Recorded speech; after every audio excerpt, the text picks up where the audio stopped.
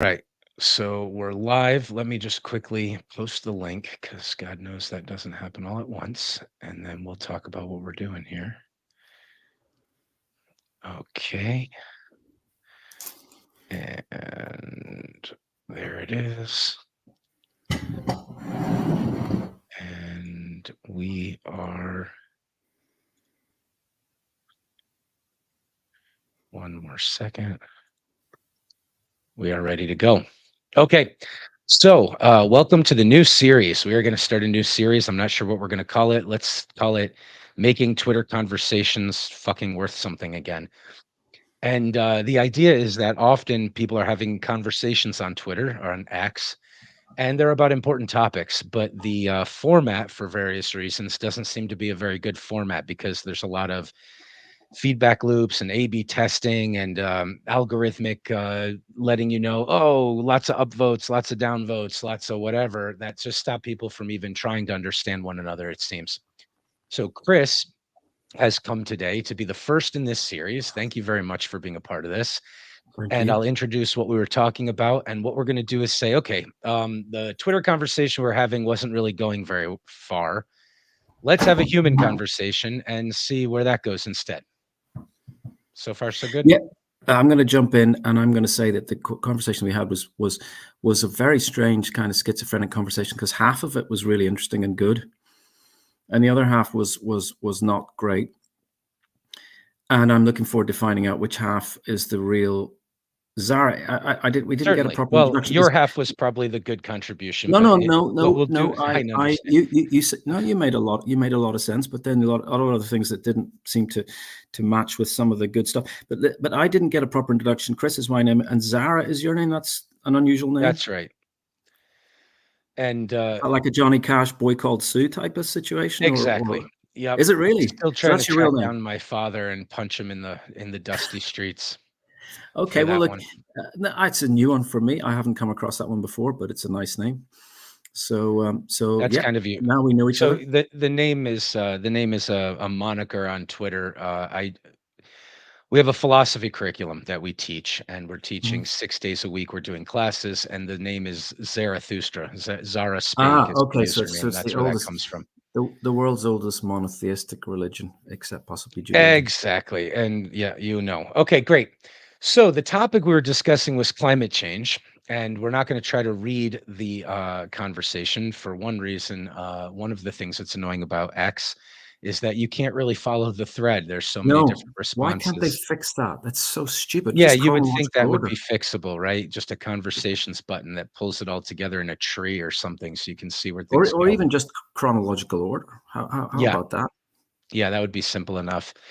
But it's not doable. So I went on to, if I remember correctly, you could correct me if I'm wrong, somebody was talking about climate change, and I went out there to say a few things that I knew would be phrased in a way that I believe them and can defend them, but that would trigger people into thinking, hey, what kind of a jerk is this who's um, you know, m- being as forceful as he can in mocking what I would call the mainstream activist perspective on climate change, right? So I identified the activist perspective on climate change and I said, this is not scientific.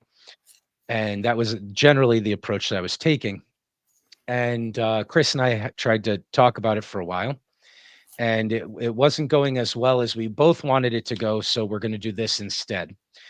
The first thing we're going to do to start it out is I'm going to steel man Chris's position, which means I'm going to put into words as best I can exactly what I think his contentions are and the points that he wanted to make. And then I'm going to shut up and see if he agrees that I've actually understood the points that he was trying to make before we get into those points or the conversation progresses.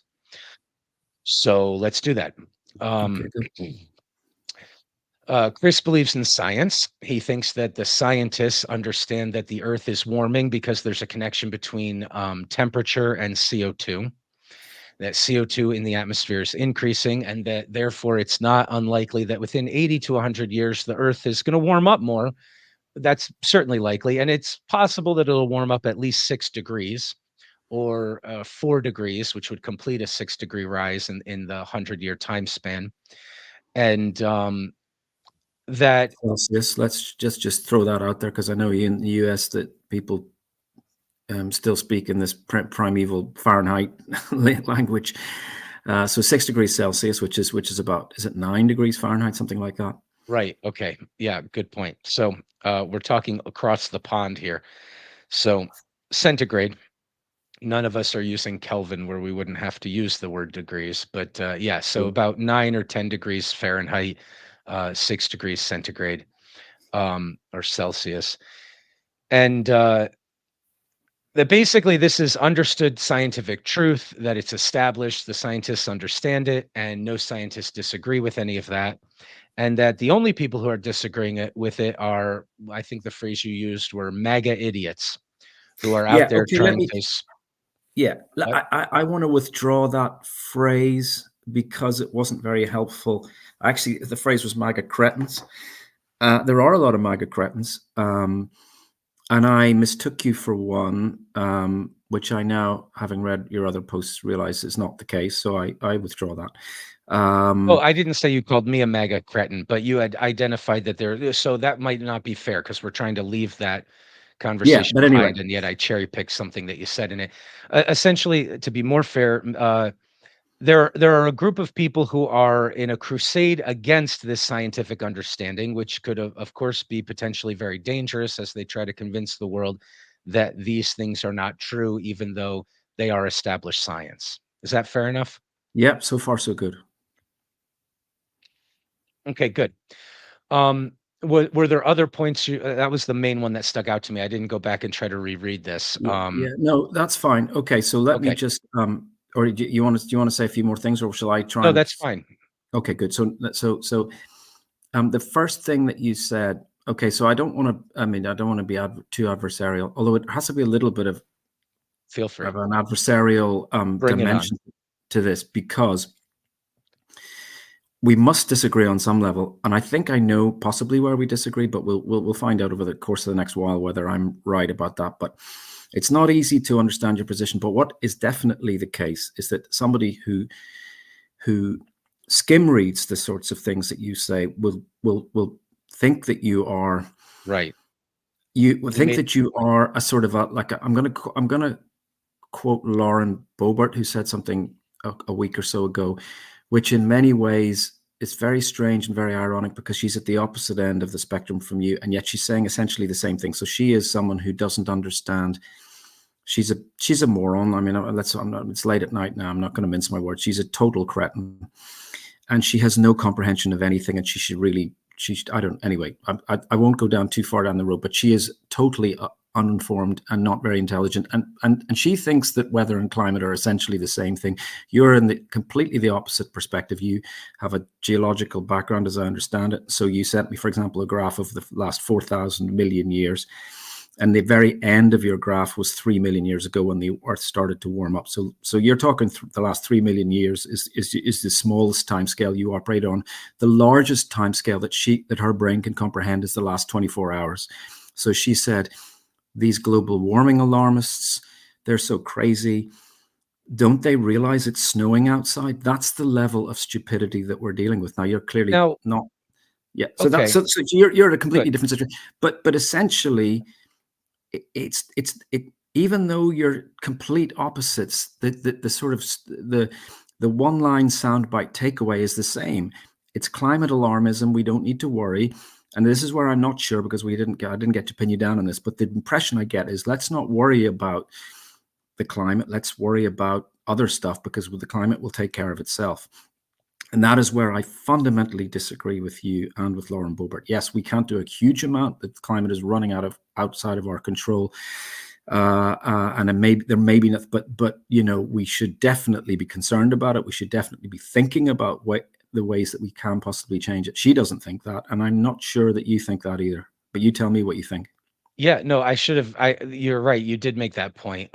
So, and the point that you expressed was, look, I'm not sure where you fall on this, but I'm afraid that you're maybe throwing fuel on the fire of a bunch of people who are not sharing your opinion by the way you're writing. That was one of the concerns you Yeah, expressed then and now, right? yeah. Yeah, I understand that. Now, so a few things to be said. One, You'll have to forgive me for this, but I've noticed that there are a group of people who will say something stupid like, "Hey, it's snowing. Where's all your global warming nonsense?" Right? And you Yeah. pointed out that that's ridiculous and that that's not scientific, and there's a difference between weather and climate. But I've also noticed something else. And before I say what it is, I'll talk about what I'm concerned with here and maybe show my cards sooner than I ought to about what's motivating me and what it is that makes me care about this topic, which is I'm concerned with the respect that people have for science and the inevitable loss of respect that the public is going to have for science if they believe scientists are saying things they're not saying. And then those things are obviously not true, and people with common sense can see through it, even if they are scientifically cretins. Yeah. Okay. So because of that, I noticed that the same people who say there's a difference between, uh, the weather and the climate, like yourself, you posted something about 12 months, a 12-month time period. Now, it wasn't just the weather of the last 12 months, it was the weather as it broke records for the last 12 months. So it wasn't as stupid as somebody saying, "Hey, it's snowing outside, therefore there's no global warming." However, in response to my 4 billion year time span graph, the only graph you posted, and you'll forgive me for this, but I'll wrap it up quickly, was one that showed the last 12 months and how often we've broken temperature records in the last 12 months. Yeah. Do you know From a what? I don't remember. geological what? I don't remember. I don't remember posting a graph on that. I may have, Ah, maybe it wasn't but you then. no, no, Maybe it was one of the other people. but you know what? The last 12 months is relevant. So the last 12 months is a much shorter time scale than the last 4 billion years, but it's an aggregate of hundreds, if not thousands, of weather stations all over planet Earth. And it is telling us something very interesting and I think very alarming. That's maybe the first time we've used the word alarming in this conversation, and it's a very important word because what you are opposed to is quote unquote alarmism. Yes. So let me be very, very clear right at the start, the first usage of that word, what I mean by alarm. I'm saying that I'm alarmed. I personally am alarmed at the fact that for 12 months now, and this is something that's broken even since in the last week since we've been talking on or sort of corresponding on Twitter, it's now emerged that it's over 1.5 degrees. The average global temperature is over 1.5 degrees, which is a threshold that may or may not have been arbitrarily picked, but a threshold that people think is important. It's more than 1.5 degrees warmer than pre-industrial levels for the entirety of the last 12 months. So that's not 24 hours of a heat wave in Arizona or, 24 hours of a mild winter in Antarctica. That is the whole of planet Earth for the whole of 12 months.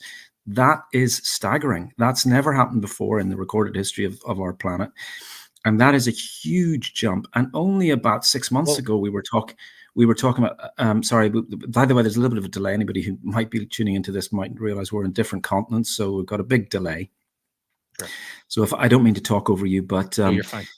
but anyway, only 6 months ago, people were saying, we're getting close to 1.5 and we're at 1.3, and if we don't do something soon, we're not going to keep it to below 1.5. We're over 1.5, and we've been over 1.5 non-stop for the entirety of the last 12 months. That's our 13 months now. Now, of course, it's an El Nino cycle, which means that the temperatures are higher than they would be in an El Nino or in a La Nina.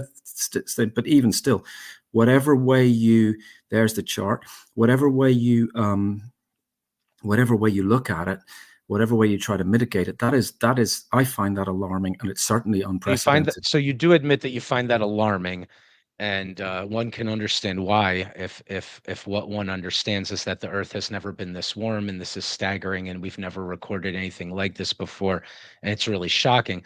When you say, Sorry, I'm going to jump in because you said you put two things in the same sentence. You said the Earth has never been this warm, and we've never recorded it, something like that.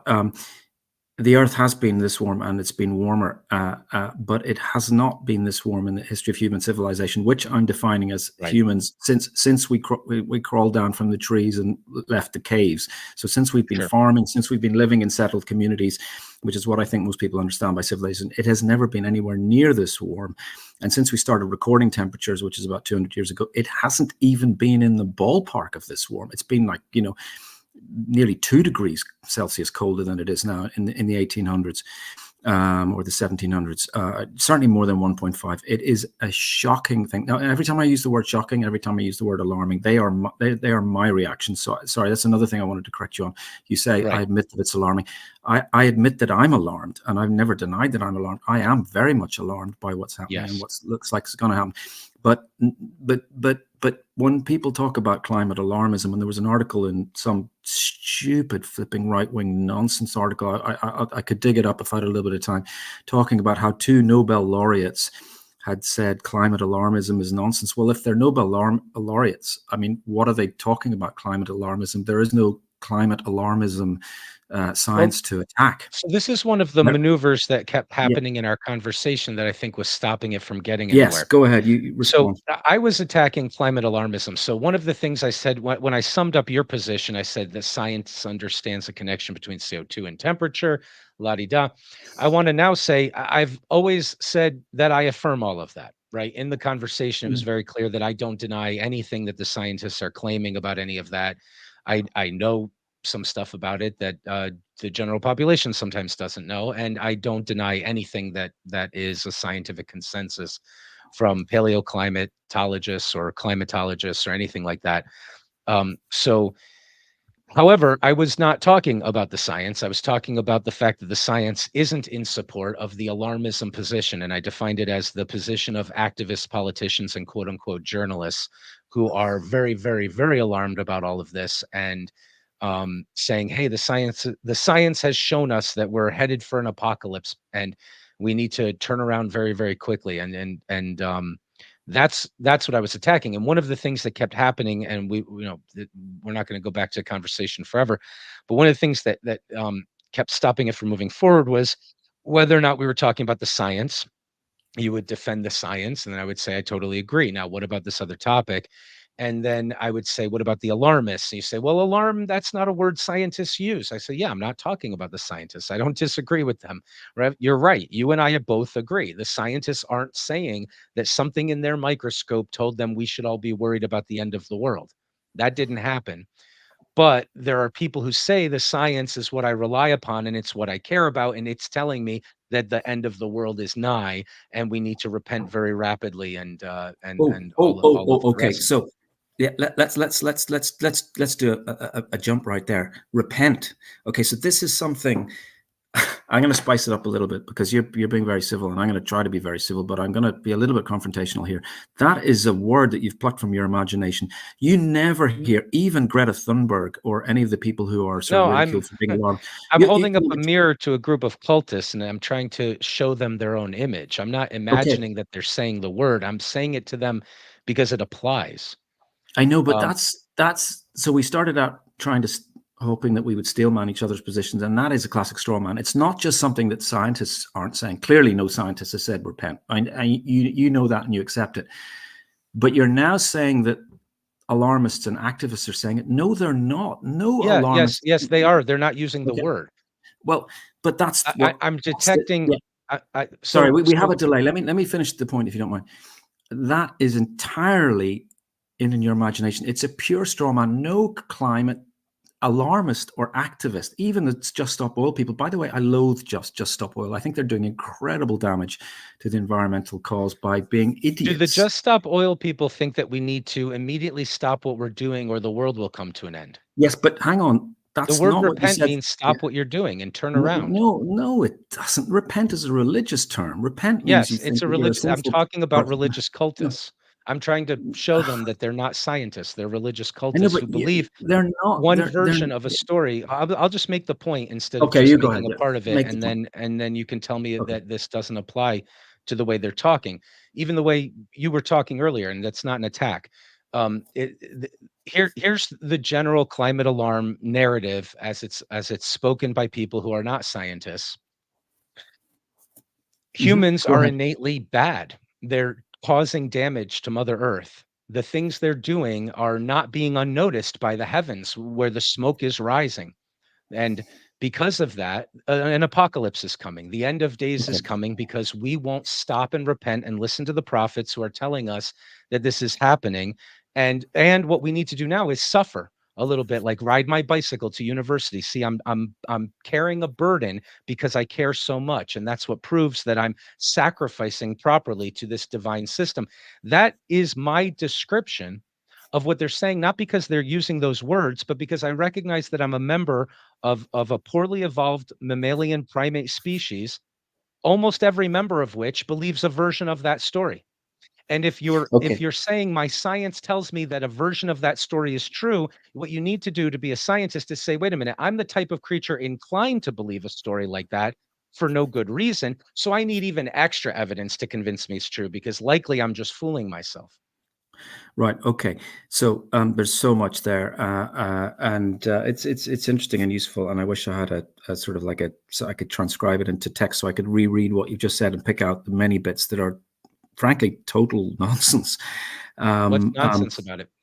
well, okay. Let me go through the bits that I can remember. As I say, there's far too many. But the best way for me to just to summarize it, well, the first thing I want to say is that our conversation on Twitter was interesting, and as I said, it was a bit schizophrenic because you said made lots of sense, and then you sort of descended into frankly nonsense, and that's what you've Well, just done. So your let me just because you inability to face what I'm saying and tell me what's wrong with it doesn't mean it's nonsense. It could be nonsense, but you need to demonstrate it's nonsense instead of just keep calling it nonsense. I'm going to need a little bit of time to demonstrate that I it's mean, go nonsense. ahead, but Yeah, but you can't just just because keep saying it. you spoke, yeah, yeah. I mean, in the early part of this conversation, I spoke a lot. Now you've spoken a lot. So just we try and get some sort of balance. I'm asking you to Yeah, tell yeah. me what's Okay. Well, nonsense about it. just let me try and explain what's nonsense because there's so much. It's a lot to go through. The best way for me to summarize it is we've gone from talking about what the scientists think, which you say you agree with, and I have no reason to doubt you. Actually, I have some reasons to doubt you, but no, I can't. There's no smoking gun to show that you don't agree with the science. So I'm gonna assume for the moment that you do agree with the science. Then you've gone to saying that your next move is to say, yes, but I'm not talking about what the scientists say. I'm talking about what the I'm not. alarmists say. Yes, Yeah. Okay. But just let me finish. Okay. I'm Because agreeing with otherwise you. we will take all night. Just give me. I'll tell you what. Just give me 1 minute on the clock and see if I I'm can not sum it really up. interrupting you. Just go ahead. You're talking while I'm talking, but not interrupting. Okay. That's a new one. Here's what I'm trying to say. I'll just say it again. Forgive me repeating myself. We started. I'm interested in what the scientists are saying. You say you agree with the scientists. And you're not attacking what the scientists say. You're attacking what the alarmists say. So we're already a step away from where I want to be, which is to talk about the science. And then you're saying that what the cultists, which is a totally offensive and a little bit of a childish word because they're not cultists. You may disagree with them. You may think they're hysterical. You may think that they're overreacting. They're not in a cult. They just say things that you don't agree with. But let's call them cultists for just to move the conversation on, so I can get within the whatever seconds I have left in my minute. I can make my point. And You you're can take not 30 even minutes if you want. okay, but you're not even saying what they're saying. So you're not talking about the scientists, and now you're not even talking Okay, about so what the no, hold on. the Let me problem just with get to the that is that I'm hang on just a repeating second. back what I've heard them say. This is how it sounds No, to me. I no, mean, no. I have the Yeah, right okay, but to that's okay. hear. Let's just take that. Let's take that one sentence. That's a really. You've just said something really important. I don't know if this is recorded, but you can Yeah, listen go back to ahead. the most recent sentence that you said was, "I'm not. I'm just quoting back what they say. This is what it sounds to me." That's two clauses which mean totally different things. You're not saying what they're saying. You're saying what it sounds like to you. And actually, I have one of your tweets here. I'm just going to bring it up. I'm going to So hope I don't if lose there it by was a closing the group window of here. Can you still hear me? Scientologists, yeah, I can hear you. You're going to pull up a tweet of mine. If there were a Yeah. group of Okay. Scientologists Let in me quote back. Let me academia, quote back. Yeah. Go on. Yeah.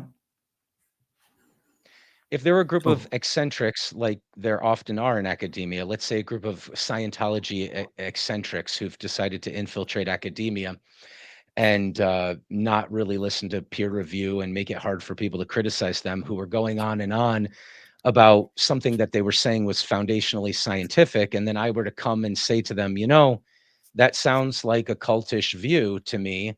I have a right to say that. You have to still demonstrate that I'm not characterizing it properly, even beyond just saying they wouldn't like to have it characterized that way. When I talk to people and I show them scientific reasons that their narrative is wrong, which doesn't disagree with any of the charts and graphs and data and climate theories and things and models and things like that, I often get responses from professors, from career academics who say, well, then why am I riding my bicycle to university every day? Why am I sacrificing like that if this is all nonsense? Well, when I talk to religious people and I tell them that their God isn't real, they say, how come I don't have sex outside of marriage? Why am I doing these things if it's not true? It's like, that's not a good reason for thinking it's true.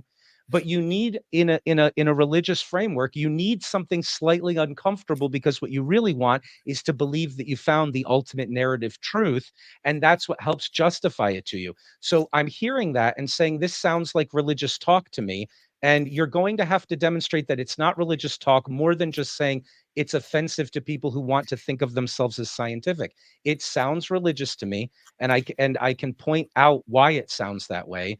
And it's not enough to say it's offensive or that's not how they'd like to be characterized. You have to actually tell me how they're not talking about an eschatology, an end world system, not talking about stopping what we're doing as human beings and needing to turn around, not talking like prophets who need to preach repentance. I mean, this is what it does sound like. And if I'm wrong or it doesn't sound that way to you, you need to point that out. You can't just say, well, that's not what they want to be thought of as. That's what they sound like to me. Okay. What is wrong, what is totally, utterly wrong, is that they say you must repent. Okay. Now that's totally wrong. And then you're moving. I They don't don't mean, think we need to okay. I change mean, geez, course. you've got to let me No, you finish have to because answer this. You're telling me they don't think we need to change course. We can keep on going the direction we're going and we don't need to turn around, because the word repentance means turn around. So you don't think well, they think we okay. need You to know do what?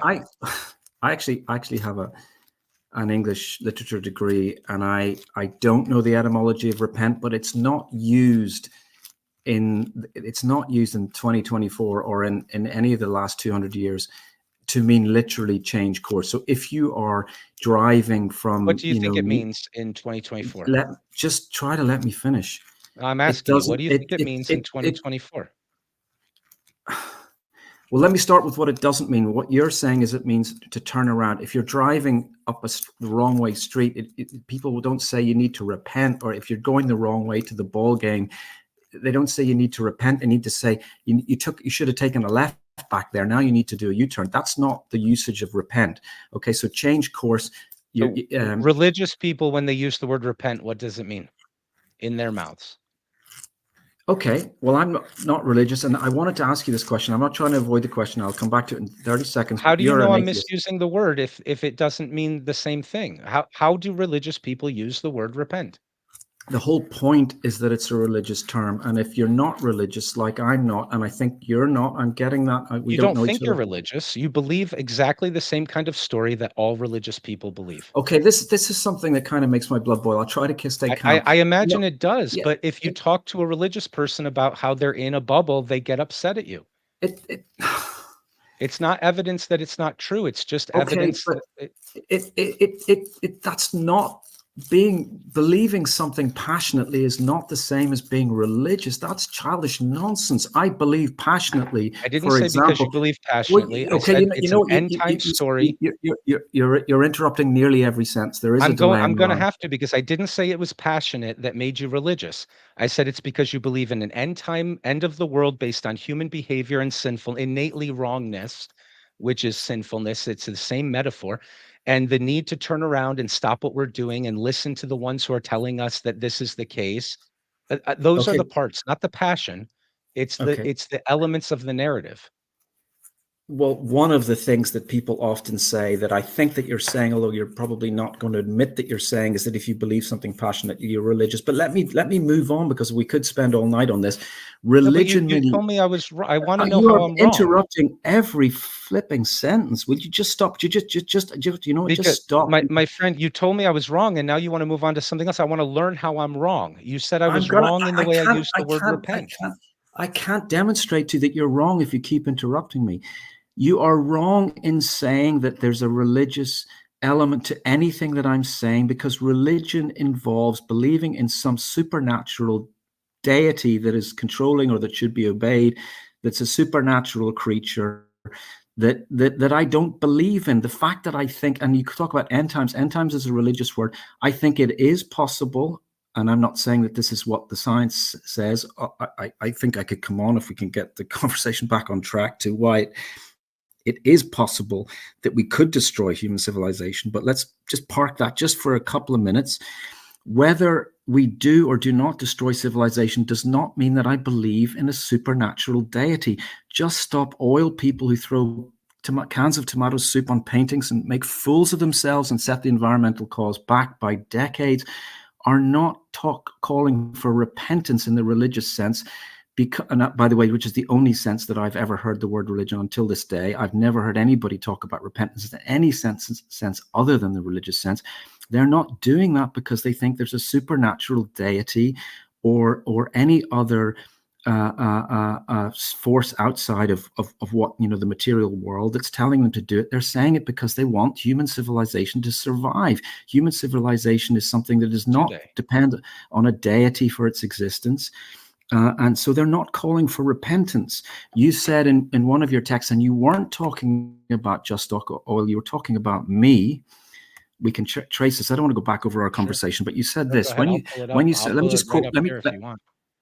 Let me quote. Yeah, okay. Let me quote what you said. Put it up if you have it, and I'll read it out anyway. You said, when you say something like, there is no quote unquote, there is no climate emergency and no consensus of scientists thinks that they can demonstrate there is.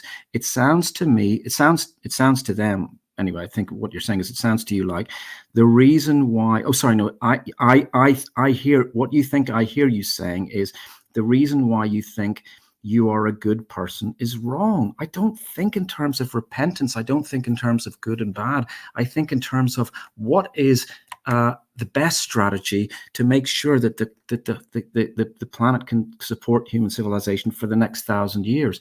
And I don't think, by the way, just really quick point, I don't think this is going to affect me. I'm in my 50s, by the way, so we're different generations. You're obviously a lot younger than me, but my kids, and I don't even think it's probably going to affect them, but their kids and their grandkids certainly could be affected by this.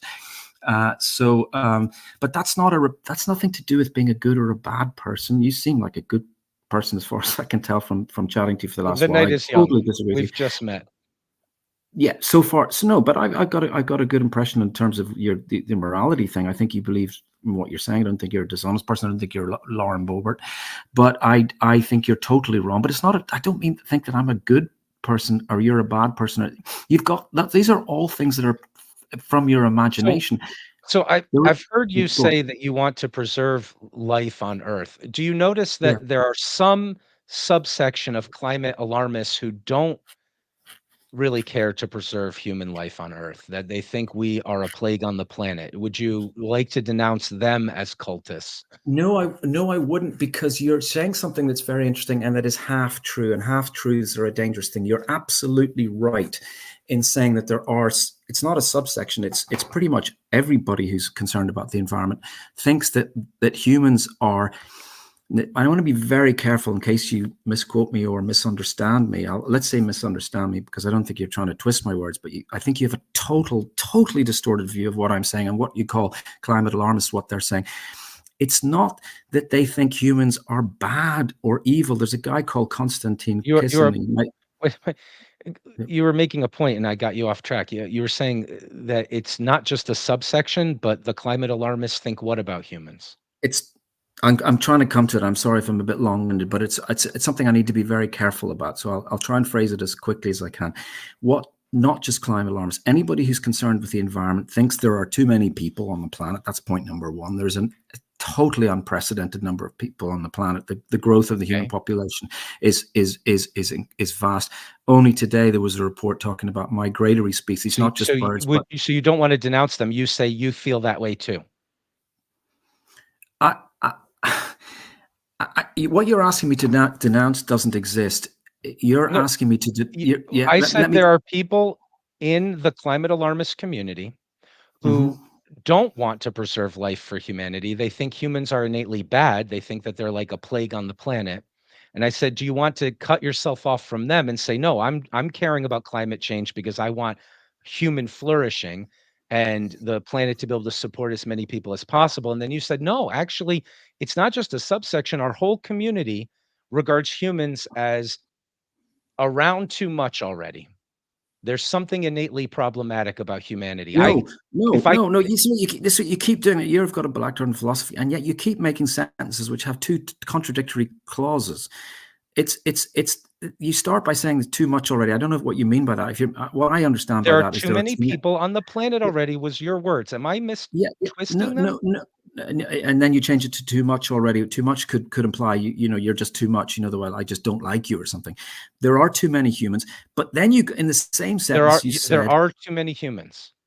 There are far too many humans. At 8 billion, and you found that in a microscope or a telescope? How did your science tell you there are too many people? I didn't find it in either a microscope or a telescope, and so that's it's kind not of an science-based. That science didn't tell you there's too many people, but you've made this judgment that there are too many people in a non-religious and non-scientific way. How did you come to it? It's not. First of all, it's not religious. Can we?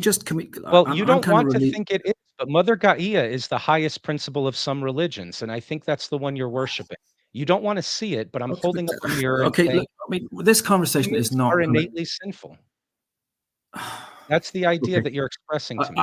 I'll tell you what. Just periodically, every 5 minutes or so, I'm just going to keep telling you that you're talking utter crap. Okay, because I do not. You can call it that, but show it. Show that I am, because I'm just saying.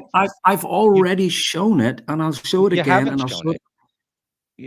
I would like to be shown how there are too many people on the planet is different than there's something innately wrong with people, and there can be too many of them. The word that you used, and you used it twice, because the first time you used it, the second time you used it, you reminded me that you'd used it, and it reminded me of why your statement was nonsense.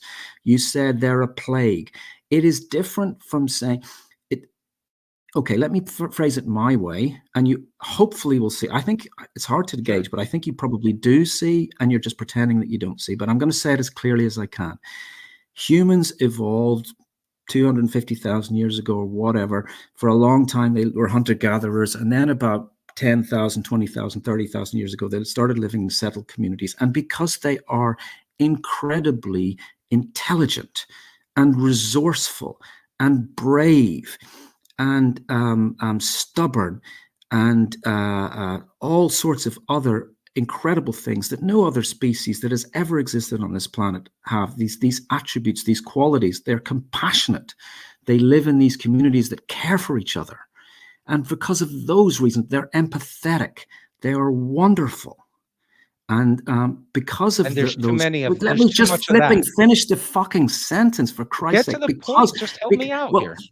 I'm repeating it because you are deliberately, presumably, misunderstanding the very simple point that I'm making. Because of their remarkable good qualities, they have grown to a size that they may not be able to support for very much longer. That is not the same as saying they are a plague, which is a word that was used from the Bible to mean something bad and sinful that God in the Old Testament, particularly they've the Old Testament, to a point where they won't be able to support themselves anymore. To punish.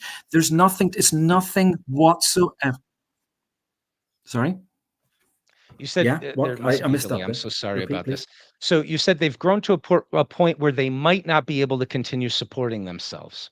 All right. So this is interesting because maybe your perspective is definitely not what I thought it was. So let me try to understand it. Because when somebody says there's too many people, I think, well, we need to reduce the numbers, is what you're saying. But it sounds like what you're saying is, look, we're getting to a point where we're not going to be able to increase anymore. Is that what you mean by there's too many people? Yeah, the last thing you said is definitely true. We are getting towards a point, or may already have passed a point, but we're certainly getting towards a point where we can't increase. And one of the things, because you talk about climate Wait, if alarms, that's I'm yeah, just going to be a yeah, slow thinker and stick to one point at a time. So, yeah, go on. uh, so if we're getting to a point where the environment won't be able to support us, we won't have enough room, whatever it is, if we're getting to a point where we won't be able to continue growing, isn't that a non-problem that would take care of itself because we just wouldn't keep growing? Why is that something that we need to combat by becoming smaller or shrinking or something? because because the damage that we will do before we get before Damage to ourselves and our ability okay, to grow, or damage to Mother Earth? how Stop can we acting fix? offended right now. Just listen to my request for clarification. There's not an interruption that's offensive here. I'm trying to pin down what your position is. Now, when I first said we're bad and there's a plague, you said, no, no, no, I'm just saying we're not good for our own growth. And I'm saying, so, okay, so we're not going to grow anymore. And now I'm saying, is it bad more than just that we're not going to grow more? Is it also bad to something else? Okay, I waited patiently for you to finish. Can you wait patiently for me to finish? I am not acting offended. I'm not acting. I'm not an actor. I am frustrated, not offended, but I am frustrated. Every time you interrupt me, it's frustrating because I can't get to my point. We are getting to a point, or we may have already passed a point. At some point, we will, at some point in time, there will be a correction. And if we wait long enough, the correction will be a catastrophic, possibly might be a catastrophic correction. We have wiped out so much of the habitat that we need as humans and as life forms that we are doing damage that will be very difficult to repair, to put it mildly. This is nothing to do with sinfulness. It's nothing to do with. By the way, can we just take stock of how far we've got? You acknowledge that I'd you like to misunderstood what I understand was your saying. point, and I have a question about it. Go ahead. Say Okay. your question. So you're saying we're growing to a point where it's going to be potentially catastrophic and damaging. And I'm Yes. not yet clear on whether or not you mean catastrophically damaging to our ability to keep growing or catastrophically damaging to something else. That's the only thing I need clarity on. Okay, good. Well, that's an easy one to clarify. There's no question that we are going to reach a point where we can't continue to grow. And I just want to throw in this is, and then I'll say what I am saying. But Is that the only way in which it could be catastrophic? Is that it will stop us from continuing our rate of no, growth? no, no, Okay, no. then that's what I want to know. No, it's not. What else are we a plague upon besides our ability to grow? We're not a plague. Will you stop using the word plague? Who are you using that word for? I'm Who's using it the? as a person who's steeped deeply in English and knows how to use the words he means to use because they mean what he thinks that Well, they mean. if you're What is deeply it that we're steeped damaging? if you're deeply steeped in English, you'll know that the most common understanding and the most famous use of the word plague is the plagues that God sent. God, if God exists, sent to plague the Egyptians because the Egyptian Pharaoh wouldn't let the Jews free. It's not This is the accidental. sort. This is It's the not sort of just nonsense because you don't like it, it's not accidental. The word plague applies. What is it that we are bad? We're so noble, we're so courageous, we're so empathetic. Why are we bad? What are we bad for if there's too many of us Okay, wait a besides minute. our own growth? Explain to me why the word plague applies. Something can be bad without being a plague. You're Why gonna is have it? to get over the semantics. I'm not gonna change the word, and I also don't expect you to accept it. Just say in your own words, the thing we're damaging by having too much population besides our population growth is. Okay, no, I'm not. No, you're saying you want me to accept that your use of the word. What you need to say, if you want to use the word plague, is say, Zara, I'm using the word plague, but I accept that you, Chris, are not using the word plague, and I that have nothing that said you that. say. What? I've said that. That's not the word you would like to use, and it's not the language that you would like to have Yes, but characterize your ideas. I thought what we were doing here was you were asking me what it is that I think, and I'm telling you that I don't think, and I don't think any of the climate alarmists, as you call them, think You that would we never are a call it a plague. plague. None of them would ever call humanity a plague, Well, except give that me an some of them example. have. Give me an example of someone calling it a plague. My love, I'm agreeing with you. I'm saying none of you would ever use the word plague. Oh, You would okay. never I do that. misunderstood. That's way too religious for you. You would Yeah. So never what's use the word plague so why are you using it? because it applies. You don't realize what you're saying. You don't realize what you're saying. You're saying we're a plague on the planet, which, by the way, some climate alarmists have absolutely used that word. But putting that aside, let's call them a Okay, well, fringe give nut me an group. example of a climate alarmist No, who's let's used the just call word them a plague. fringe nut group and forget them and say that you represent the mainstream climate alarmists and you would never use the word plague. I say the fringe are actually just saying out loud what's motivating your thought, even though you don't know it. It's Yeah, unconscious okay, but motivation. that's patronizing nonsense. I mean, you're saying to me that I don't know what I'm saying. I'm actually saying it's a plague, even though I'm not using the word plague. I'm saying I fully understand the word plague. I'm a lot older than you. I was brought up, to What are we understand. damaging besides our ability to grow? No, I want to get this plague thing out of the way, because the plague thing is the fundamental problem This is here. how Is we that get it out of the way. Tell me what we're damaging besides our own ability to grow. we're damaging our prospects of surviving as a species in the way that we could survive if we managed our environment and, you know, And nothing else. resources better. That's Well, the only we're, that's the only we're reason you're concerned with climate is that it's not good for people growth no, and it's people not this. thriving. It's not. I didn't say people growth. It's not good for the survival of human civilization. It's also not good for the survival of other species, which I happen to care Okay. about. Other species, anything else? Because that's what I was looking for. Something other than our own well-being. So other species, anything else that we're damaging? Well, all life forms are threatened, potentially in the long run by human activity. But we're talking hundreds, if not thousands, or maybe tens of thousands of years. But human civilization is threatened in a relatively foreseeable time frame. So sort of 100 to 200 years. I mean, Okay, I have a question about could be that. gone tomorrow. Why are these versatile, courageous, ingenious species the ones most threatened? Why wouldn't it be all the other species that are first threatened and then we're gonna get the bill last? Okay, I I'm going to answer that question in 30 seconds. I just want to say that the sort of tone of mockery in your voice there, as if it's such a preposterous thing to say. I don't know why you I adopt that There tone. wasn't a tone of mockery. I didn't Well, it address sounded like the there was. It sounded to me like you're saying, well, why are these ingenious species going to be the ones who are going to have trouble? It's right, that's what you exactly were describing us as earlier. I yeah, was exactly. We are ingenious. We've constructed this incredibly elaborate house of cards, and we are the ones that are going to be are most threatened in the short term or the medium term of the next, depending on what we regard 200 years why? as short term. The first, why? Because we are so dependent on the technology that we have constructed it in such an elaborate way. Like I have all sorts of medications. Lots of people have all sorts of medications. I often think, what am I going to do if and when the supply of those medications runs out? And I'm not as vulnerable as many other people. I mean, society Okay, is wait. so fragile. Yeah, But go the on. industrial technology solutions of humanity, all of the plumbing and the electricity and all of that stuff that's powered by energy and burning coal and burning oil, all of that is what you're concerned with. But the usual prognosis is we need to stop doing that so much, or else we're going to damage our ability to survive. But that seems to be the thing that is the thing you're praising as the source. I'm not trying to have a gotcha question. I'm trying to have figure out what are the consistent principles that you are trying to advance. I'm just trying to understand it.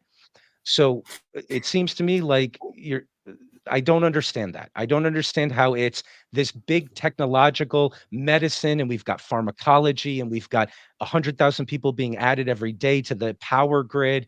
And we've got people who therefore can boil water on an electric stove rather than having to walk to a well 3 miles away every day. I mean, we're doing all these things that are benefiting people by burning a lot of oil, basically. That's what's powering the whole thing. And that's the thing that the climate alarmists are saying is our big I won't say sin because you'll never get over the fact that I'm saying it's a sin. So that's the big mistake that human beings are making that is bringing us to an end. It's like, wait, they're against the very thing that you think is valuable about human society. That's the first thing they want to slow down. How is that? Yeah. Explain that. Okay. Well, okay. The most important thing to say is that this isn't simple, and you're absolutely right that a That's for lot of sure.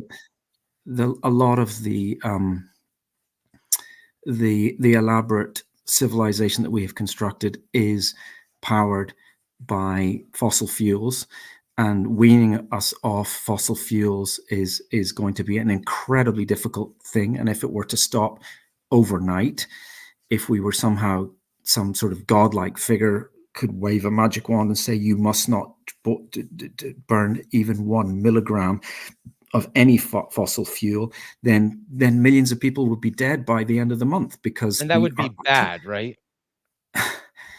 I know that you Yeah. think so, but just say so that we can cut off the fringe lunatics who think that, yeah, that would get rid of the evil, plaguey people, because Okay, there but are people like that.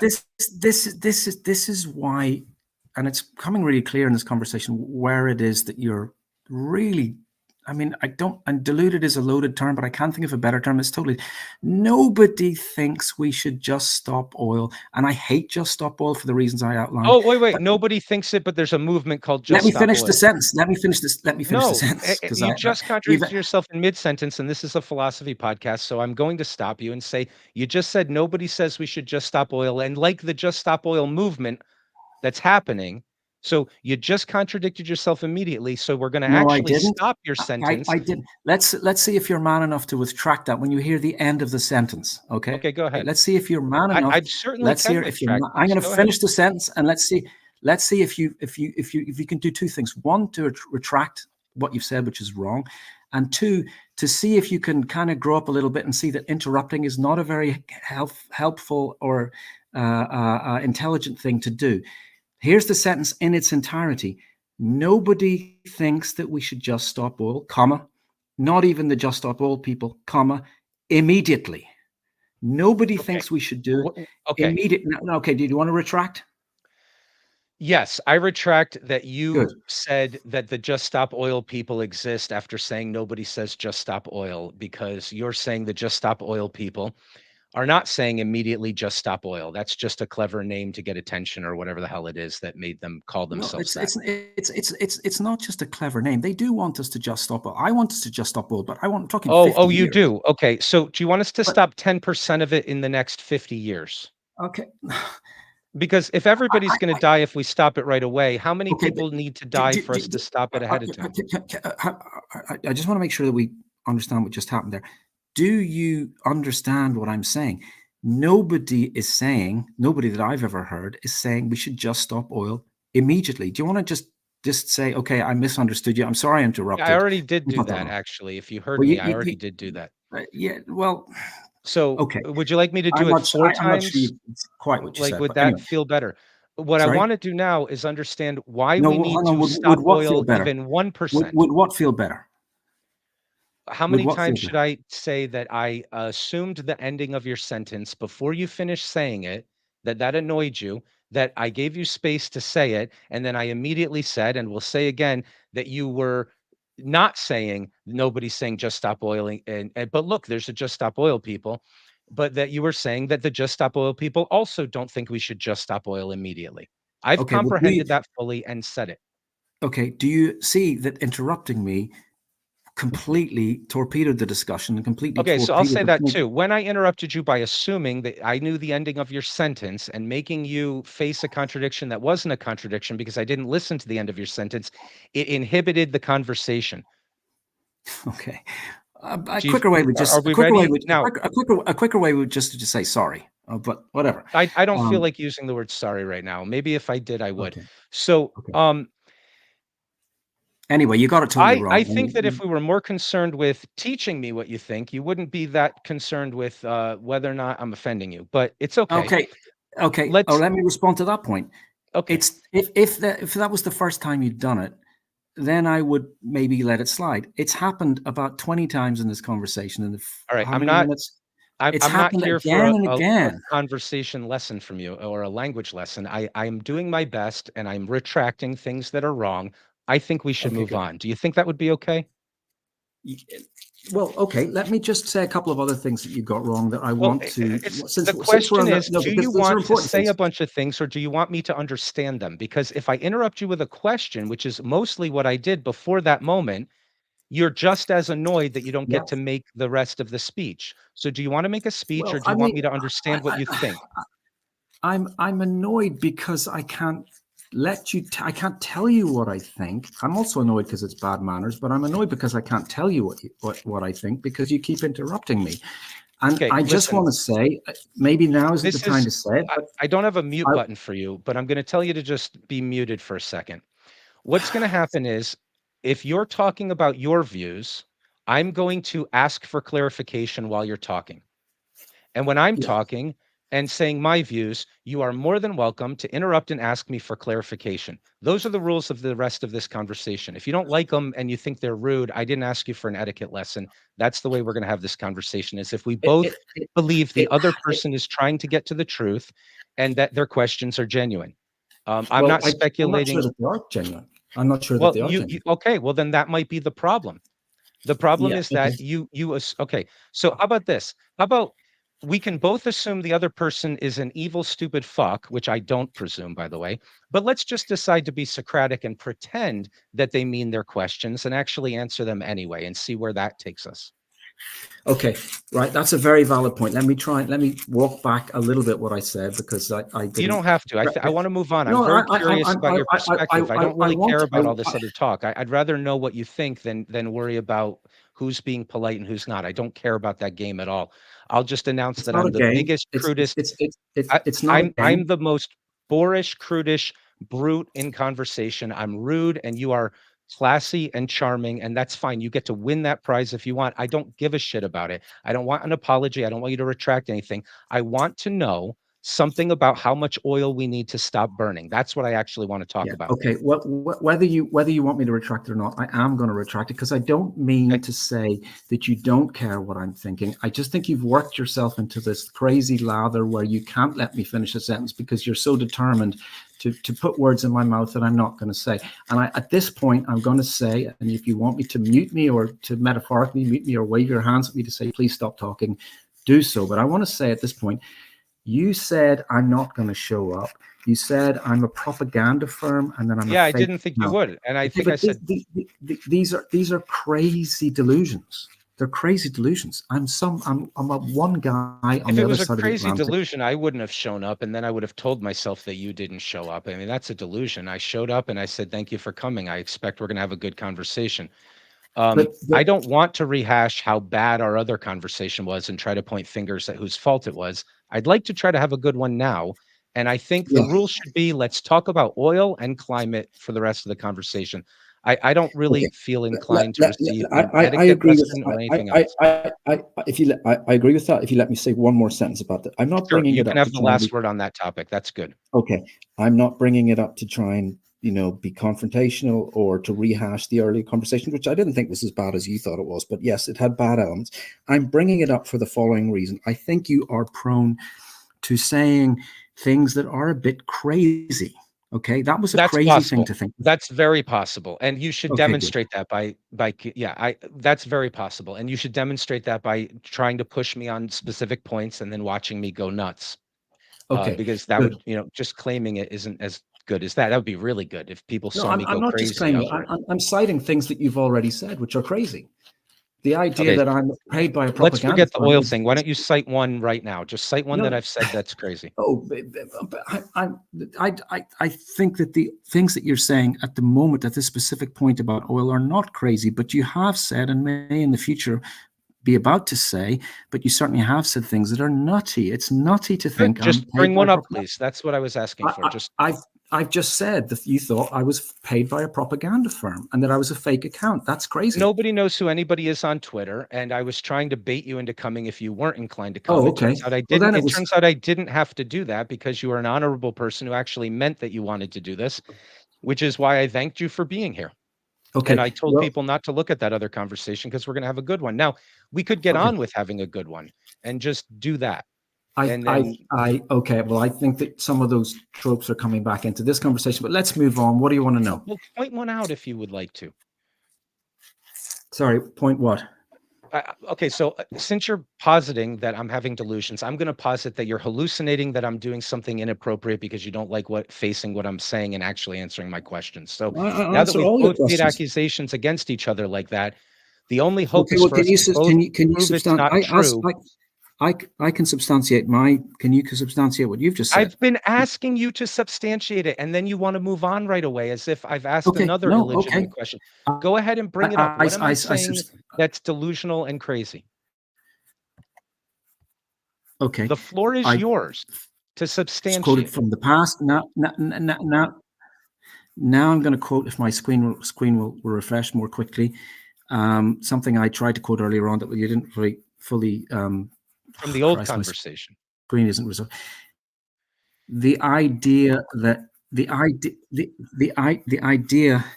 idea from this conversation, not from our previous conversations, I can't refresh my screen, so I'm going to have to try and remember what you said. That people who are concerned about the environment think that humans are sinful and that they need to repent is a crazy delusion. It's only coming from your head. It's not coming from anything that they're saying. Okay, so I'm going to ask you to repeat back what I'm about to say, just to show that you've understood that I've said it. And that's not me trying to be rude. Yeah, go. I'm going to say something I feel like I've said before. I'm using words that I know the other side that I'm trying to attack would not like to use. So the delusion that I'm under, if I'm under one, is not the idea that I'm saying people are running around saying, repent, repent, for the kingdom of heaven is nigh. They're not using those words, right? Yes. I don't think they're using those words. I think what they're saying fits that basic narrative. And that's not something that you've shown to be delusional. You've just not liked it and claimed it's delusional. I'd like you to show that it's delusional. Okay. It's nothing to do with not liking it. There are lots of things that I don't like that are not delusional. So you've outlined two delusions. One is that you think that the climate alarmists, as you call them, are saying repent, the end is nigh. I don't think you're that deluded. I don't think you're so deluded that you hallucinate or orally hallucinate and imagine things that people aren't saying, and the words. So you don't think I think they're saying that? No, you think it's an unfair characteristic of what they're saying, characterization of what they're saying that I'm doing. It's more than an unfair characterization. It's a delusional characterization. So although you're not so deluded, there are degrees of delusion. There are some people who think they're not deluded. I understand your claim that I'm deluded. You think I imagine that they feel that way. I imagine that they're subconsciously motivated. Closer. Yes, I do think that. I do think that's a delusion. That people don't know what subconsciously motivates them. Now, since that's the case and that we don't know what motivates us, including myself, you still have to demonstrate that I'm not using evidence of their words, the fact that so many narrative pieces fit together in that basic framework as evidence of what I think. I can't read their minds, and I certainly can't read their subconscious. I'm not deluded in thinking I can. What I'm saying is the words they're saying to me sound just like the words used by religious fundamentalists when I debate with them. Yeah, but now that's evidence. It could be diluted, but you still haven't demonstrated it. You've just claimed that I'm imagining that their words fit into that narrative. And then when I say, well, human beings are bad, there's too many of them. Well, what does that mean? And you go, well, it means we can't keep growing at the rate we're growing. Oh, that's all it means. Well, isn't that take care of itself because we'll just stop growing and nobody has to worry? Well, it's also bad for other things. Okay, what other things? And then would you like to go back to that? I'd like to know what other things are humans bad for besides their inability to keep growing at a high rate. Okay. Yeah. Let me just address the sentence you said before that, and then I'll get back to that one. I don't think the narrative of what they're saying adds up in any sane interpretation of what they're saying to what you think it adds up to. So yes, I know that you don't think so. Would you please? I can't demonstrate. Yeah, I can't. You'd be asking me to demonstrate that. I can't demonstrate it because words can be twisted in any way you want. You can say yes, but they really think it. So how do you know I'm deluded? Because. And why not just say wrong? But either way, how do you know either one? Okay. Okay. Well, okay. What is the difference between being wrong and being delusional? The difference, either way, you haven't said one thing to show me how it's wrong or deluded. You just said it's not what they recognize they're saying. Well, I agree. What I think I said was, and what I meant to say was, of course, I can't prove words. You can't prove that somebody doesn't mean. Then how do you know? Yes. Okay. Now we're getting to the heart of the matter. How do I know? Okay. I don't know to the degree of certainty that I know that, Pythagoras' theorem is correct. Maybe it's not true of you, and then you're projecting it's not Yes. true of them. Yes, yeah, and that is a possibility. I just think that any sane person who spent any time with environmentalists will know that, first of all, for not an important point to make is that they are disproportionately atheistic, like yourself and like myself. They are not people who think in terms of sin and repentance and God's judgment. They are people who care passionately about the living world that we can see and touch. And the whole concept of sin that you keep putting into their mouths, although you acknowledge that they don't actually say it, is just totally alien to the way that they see the world. So I think that you're deluded to think that they're thinking along those lines. They are not thinking along those lines. They may be completely wrong. I don't think they are wrong, but they're not thinking in terms of repentance and sin. So and let me God and repeat all your of argument back to make sure I've Yes. got it, because that sounds like a real argument there, right? So the Yes. argument is these people are not religious. They're atheistic. They believe in materialism. They believe in science. They believe in objectivity approaches. They're not the sorts of people who believe in anything like those religious narratives. You're putting that language on Yes. what they're saying, but they're exactly the opposite type of person. Exactly. Yes. I mean, Okay. there are millions. Hang on. So I've understood you. Now, here's my response, because I don't think that's correct. Just a quick caveat, very quick caveat. You've done a very good job there of summarizing my position. I'm grateful to you for that. There are, however, millions of these people, and you're going to come across a few crazies, but not many. Fair enough. Fair enough. Absolutely. There's crazies in every group. We're not going to judge the group by the crazies. Good. Okay, good. That's a good caveat. Okay. So I'm going to try to say something that might, it's like an intuition pump. I'm going to try to be suggestive and expand not to say that it's more true, but I'm going to try to suggest some things that might make it seem more likely what I'm claiming, because what you're saying, I understood your argument that, wait, these are not religious people. Just spend some time with them.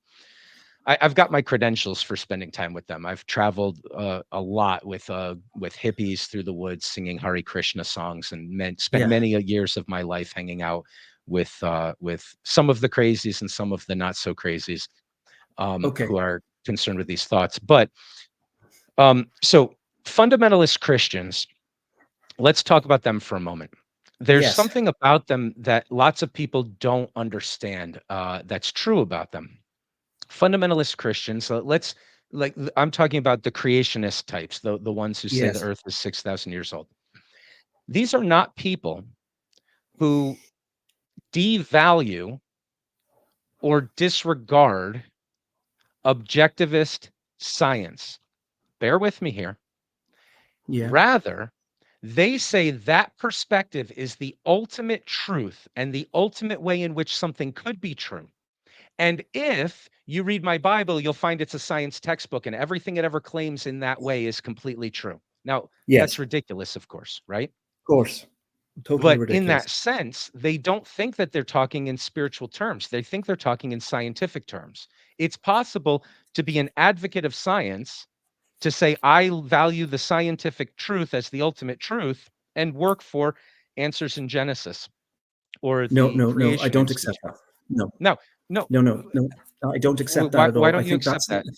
Yeah, and not only do I not accept it, I think that you've done something very valuable. You've got right to the heart of the matter. That is where your use of the word religion and my use of the word religion are totally irreconcilable. And I think, without wishing to be boastful, that I'm the one who's got this one right. So when you talk about fundamentalist Christians who regard the Bible as a science textbook and the Ark of the Covenant can be reconstructed from Genesis or whichever chapter of the Bible it's in, yes, they do look at it that way, and they do have what they think is a scientific understanding, but they will say that there is a creator, a divine supernatural being. Yes, okay, and that's, they will, of course. And just let me just finish, because this is actually really important. If it all hinges on if you believe in a supernatural, I found out a lot of interesting things about religion recently from watching YouTube and listening to the way they talk. They believe that they can prove it logically from the precepts of what's his name, Saint Anselm and Thomas Aquinas and stuff. But ultimately, they believe that there is a creator, a benign or whatever type of creator, but a person, a guy in the sky, And once you start talking about, and they'll say that we can't, in fact, as Bishop Barron, I heard him recently say, if you think you understand God, the moment you think you understand God, you've got him wrong. That is totally, fundamentally 180 degrees opposite from the scientific view. They say you cannot understand God. Scientists say we will try the best we can to understand things. Hey, If we can't find a theory that fits, we'll throw it that out. wasn't my I don't disagree Yeah. with what you're saying, but that wasn't my point. So I think it. so That's my okay. Go. point was You more explain more. limited than that. My point was Yeah. more limited than that. So yes, it's true that religious people also believe in a supernatural. That's a Yes. different distinction. What I'm saying is some of the people who believe in a supernatural also believe that they're doing and valuing science and that their Bible is science. That was the point I was making. I accept that they But you believe in a can't. supernatural. You can't divorce it, though. You can't. I'm not trying to defend fundamentalism. I'm trying to point out No, a of course you're not. feature of Of it. course, of course you're not. Of course you're not. But what I think that you're saying, you correct me if I'm wrong. Try to let me finish and then correct me. What I think you're saying is, if you leave out the supernatural bit, there's a part of their worldview that is scientific, and I'm saying No. It's not yes, that it is no, scientific. Of course, that they they're not think is scientific. Yeah, scientific. yeah. Of I mean, course, no. to Sorry, be there's a scientific, you'd have to not blind yourself from like 98% of the goddamn data, which is what they're doing. So I'm not yes, saying they're being scientific. I'm yes. They saying believe they themselves. conceptualize themselves as scientific on those Yes. questions. Like you No, said, with St. I know. Thomas Yeah, Aquinas, not with no. Anselm, but with St. Thomas Aquinas, it's about investigating and finding evidence that points to and proves that there is something supernatural, right? Yeah, So that's yeah, different than yeah. Anselm. Anselm's perspective isn't about synthetic investigation and data. It's more of it's in another category. And I'm not defending either one of those categories. What I'm saying is the ones who are like on YouTube and saying, look, the flagellum is too complicated not to have been created by a guy with a drawing board outside the universe with a carpenter's table. And I can prove that he must be there because look at the hints inside the genetic code. Those people are not being scientific. They're valuing the scientific approach and then blinding themselves to all sorts of ideas that they don't like, perhaps, right? So I'm not saying they're Yes. being scientific. Oh no, I know, and that was a. I mean this sincerely. That was a very interesting and well So expressed. wait a minute. That I didn't get no, to the point of why I brought up that point, though.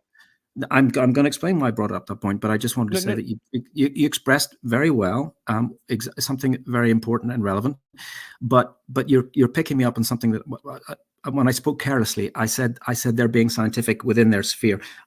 What I meant was they okay. conceptualize themselves. They believe themselves to be being Do scientific you and agree logical, that they which do believe themselves to be scientific in that? yes, I do. Okay, so it's possible to be scientific in your own conception of yourself and still be religious. No, because they believe themselves to be being scientific, but they are ultimately they are making the limited world of scientific their limited scientific perception of the material world bend and bow and be subservient to their Okay, overarching belief, which is Chris, in a supernatural perfect. creator. That's what I Yeah, was trying to claim about them. You and I are on the same page about these good. fundamentalists. Let's say it again, they believe themselves to be valuing the scientific approach, but they're really bending it and making it subservient to a grand narrative that lets them know what the good and the evil sides are and which side they're on. But they Very well believe put. that they're being scientific when they're doing that. Yes? Yes, you've put that well. Good. So it's possible, you agree, to believe that you're being scientific, but really twisting things and not being scientific, and then coming to a grand narrative that is not proven by your science because you're making your science be distorted and bent to affirm that grand narrative. That I serves a can't. different purpose for you. Yeah, I can't quite go along with that because um, um, um, that is something that is uniquely religious. If No, the no, no, moment no, no, that no, no, no, no, no, no. You don't get to do that. All, okay, all I did was so I had said, I think there's a group of people doing that. And you said, no, because they don't conceptualize themselves that way. If you hang out with them, you'll see that they value science and they don't believe in a supernatural and they're not doing something to distort it for their grand narrative. And what I've pointed out is that that's not true of the fundamentalists. And I'm asking you to admit that it is possible for the fundamentalists to be an example of somebody who values the scientific approach and then totally distorts it and shits on it in order to make it serve something else. right? that would require a lot of thought on my part. I see the distinction that you're making. My instinct, and we won't have time for me to. And maybe at the end of the conversation, or maybe tomorrow, Okay, I'll good. send you a Twitter, We'll and leave that I'll say, hanging. you know what? That's good. I'll say maybe you're right. All I can say is that my instinctive reaction is that if you were to really talk in depth and in detail to a religious person, they would say something like, I'm grossly distorting it, but they'd say something like, yes, science is all very well, but ultimately we're all, we're all subservient to God, and we must do, as someone said to me recently, we must blindly obey God's will. Yeah, they And have then, a principle that's higher than that science principle. yes, and And I don't, because of that, they make everything serve it. yes, and I don't think that the environmentalists, most of them anyway, Well, we almost any, could define religious instinct that way. We could say religious instinct is finding the highest principle and serving it and learning how to sacrifice to it. no, We don't I have to don't agree. define it as believing in a supernatural. That's Oh, yeah, a just I totally disagree with you. I think we absolutely have to define religion as believing in a supernatural. If we don't, it's not religion. well, because that's what You can be distinguishes. wrong. Well, so What? so No, it's the that's belief the verbal affirmation of a supernatural is what would distinguish one group that I say is doing this from all the others. But that's not what makes it doesn't make it clear that that's the thing we should use to draw the well, that's what I distinction. use. That's Yeah, what I I use. I know. mean, and that's what the dictionaries use, and so on. I mean, of course, yeah. I mean, Well, words are not precise things. They're not numbers. But I think that any word and any definition of the word religion that doesn't take into account a supernatural being is not a okay, definition of fine. religion. Is it also true of these religious people who believe in a supernatural that they make everything else subservient to that highest Yes, principle of theirs? yes, Okay. yes. That is correct. So I do you think that that thing that they're doing is a religious thing when they're doing it? Like they're worshiping their highest god? Um, as long as you say the word God, yes, I think I would go along with that. Yes.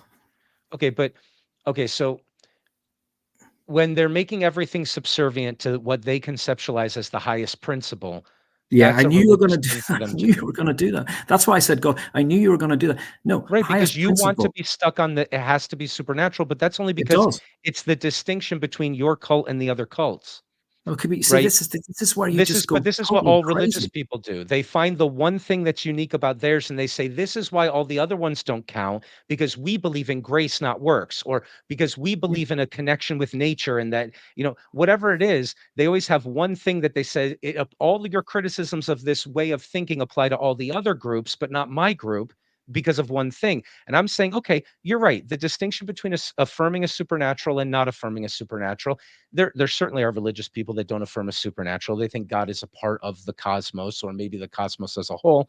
But that's the distinction that you want to call all those things are religious, but mine doesn't do that. But what I'm saying is what's true of all no, those other religious systems instead of cults, let's say systems, is that they have a yeah, highest principle and they make everything else subservient to it. And you don't want to call it religious when they're doing it only because I think, and I could be wrong, but I think the only justification for that is that that's not the thing that distinguishes you from them. yes. You're Well, doing you are that wrong. too, and you don't want to call it religious. No, no, you are completely wrong about that. So it would be very difficult to prove to think of a case because I mean it's not something that it's not something that can be put to an experiment. But let's say to take just the best. This is the best I can do off the top of my head. If you were to say to me as someone who's concerned for the environment, or I think if you were to say to anybody, even a just stop oil crazy kind of, and I think they are crazy in their tactics, but they want the planet to survive and thrive, and they believe that the best way for that to happen is for us to stop using fossil fuels. If you were to say to them, or certainly to me, here is a parallel universe. And in this parallel universe, we are going to continue. And we had a sort of a video recording of what happened in the parallel universe. And you said, we're going to continue to use oil as much as oil as we want and look at this universe because here is the year 3000 AD in this parallel universe where we continue to use oil, and humans have now created a stable paradise and economically prosperous with no poverty and no sickness, And here is the course that you're going on, which is the Just Stop Oil, and it's descended into a hellish kind of war-torn, poverty-stricken, hierarchical dictatorship with everybody starving and a couple of, anyway. And clearly your prescription for what we should do to benefit human, and by the way, in the other parallel universe, all other species are thriving too, and in your universe, everybody has been wiped out, or almost everybody's been wiped out. I would say, oh, I was wrong. That's what I would say. And that is what distinguishes me from a religious person. I would say, I think, wait a second. That's why it's different. What if so what if we take Christians, for example, and we say, okay,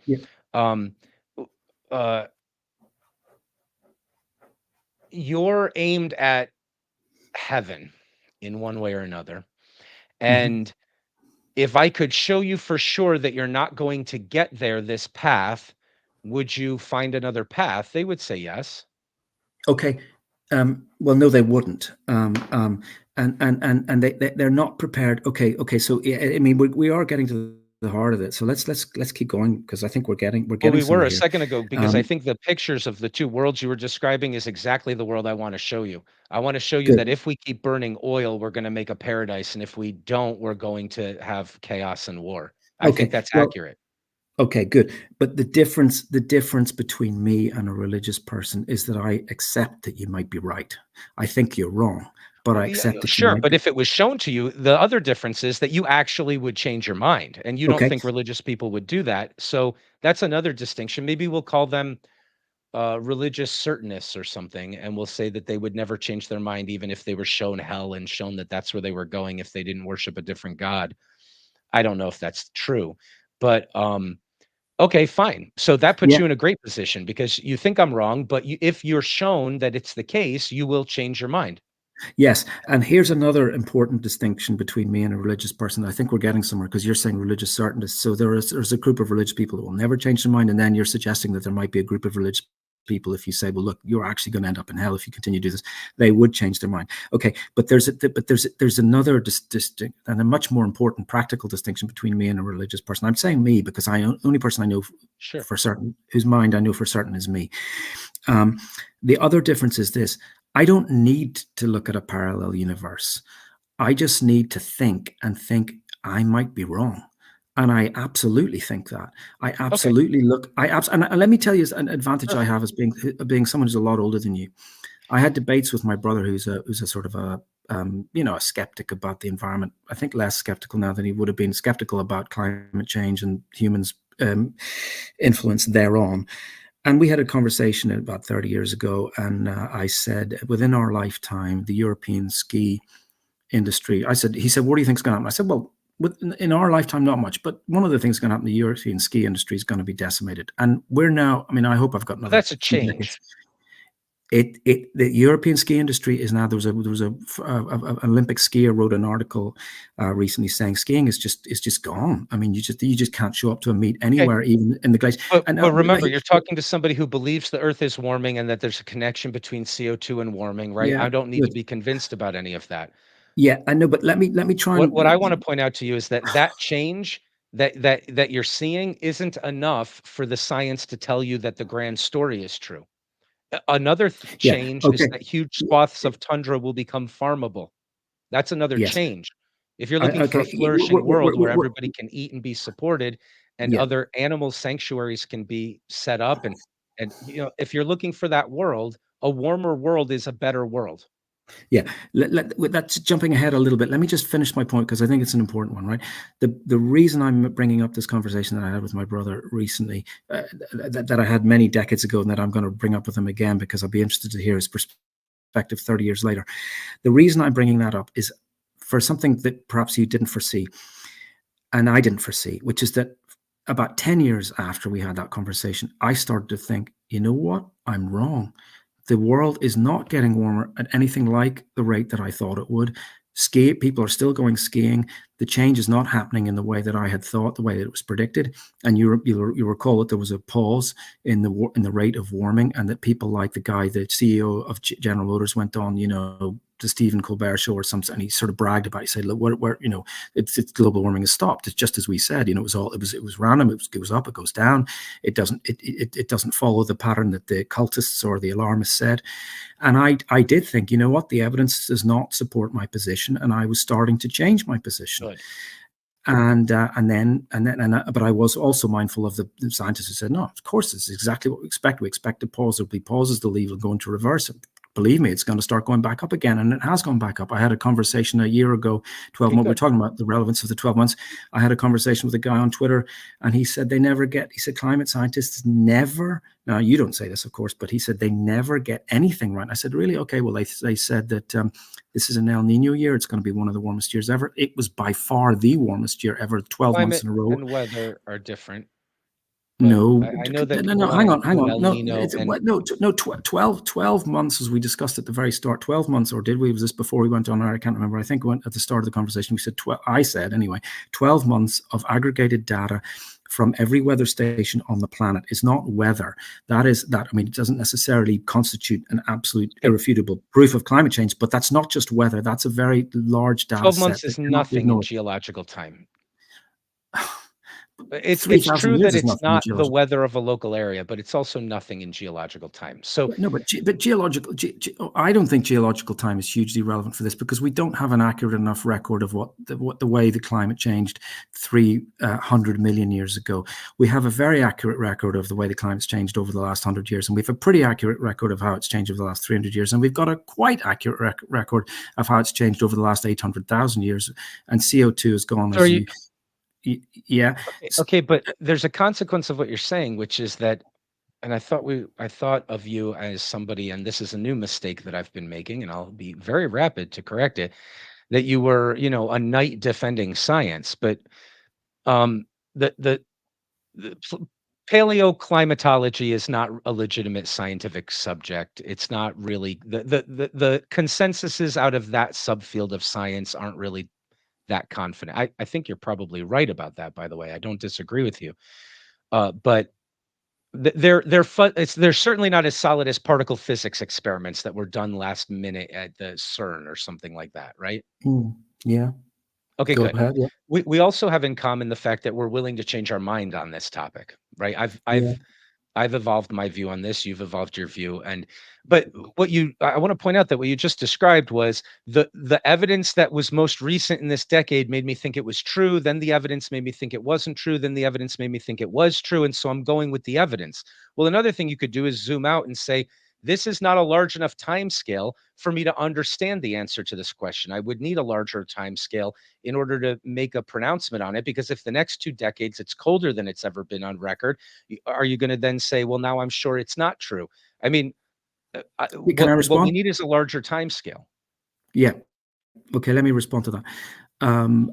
Even as, I mean, it's great to have this conversation because it's a lot better than you can do on Twitter. But even there are limits even to this conversation, because I'm summarizing to try and make it quick. I was aware 10 years ago that, as I thought, you know, the climate is not warming as quickly as I had thought, or as quickly as it's predicted. I was aware that it was a short time frame, and that I was jumping to conclusions. And I'm susceptible when it's incredibly cold and it's crisp and it's beautifully snowy weather, which is very. I'm susceptible to that. I'm susceptible to thinking, you know. But are you recognizing that a 40-year time span is still a very short time span? Well, see, this is when you say very short, it doesn't really mean anything. Relevant to a geological question like this, right? Relevant to a geological question. The last pixel on this chart isn't really telling you anything. Well, let me respond to that by saying the graph that you sent me, the last pixel on your chart was 3.6 million years ago. That is not a pixel. That is a huge time frame during which how many ice ages? I'm saying the last 40 years would make a pixel. No. I know. You're saying 40 years, but you previously said 3.6 million in our Twitter conversation, which I think was right. I was making a different point then.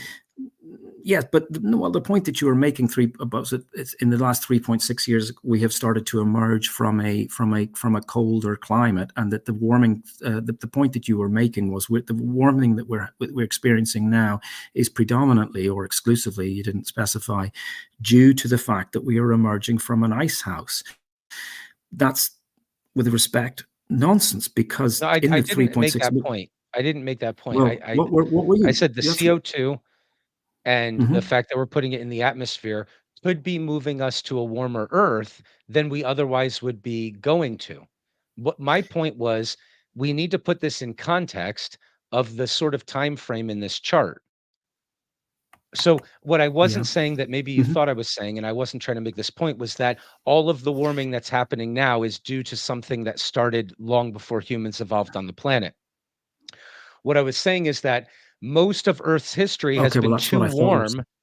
Well, here I'll say what I was saying, and so this is one of the reasons Twitter's not so good, right? What I was trying to tell Yeah, go people on. who Mhm.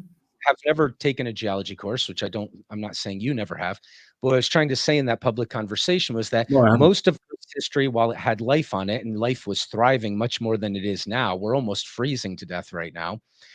Earth was way too warm to support year-long ice on the poles or the mountaintops, and that we are in one of these brief, almost dying frozen periods, and we started to emerge out of it before humans evolved on the planet.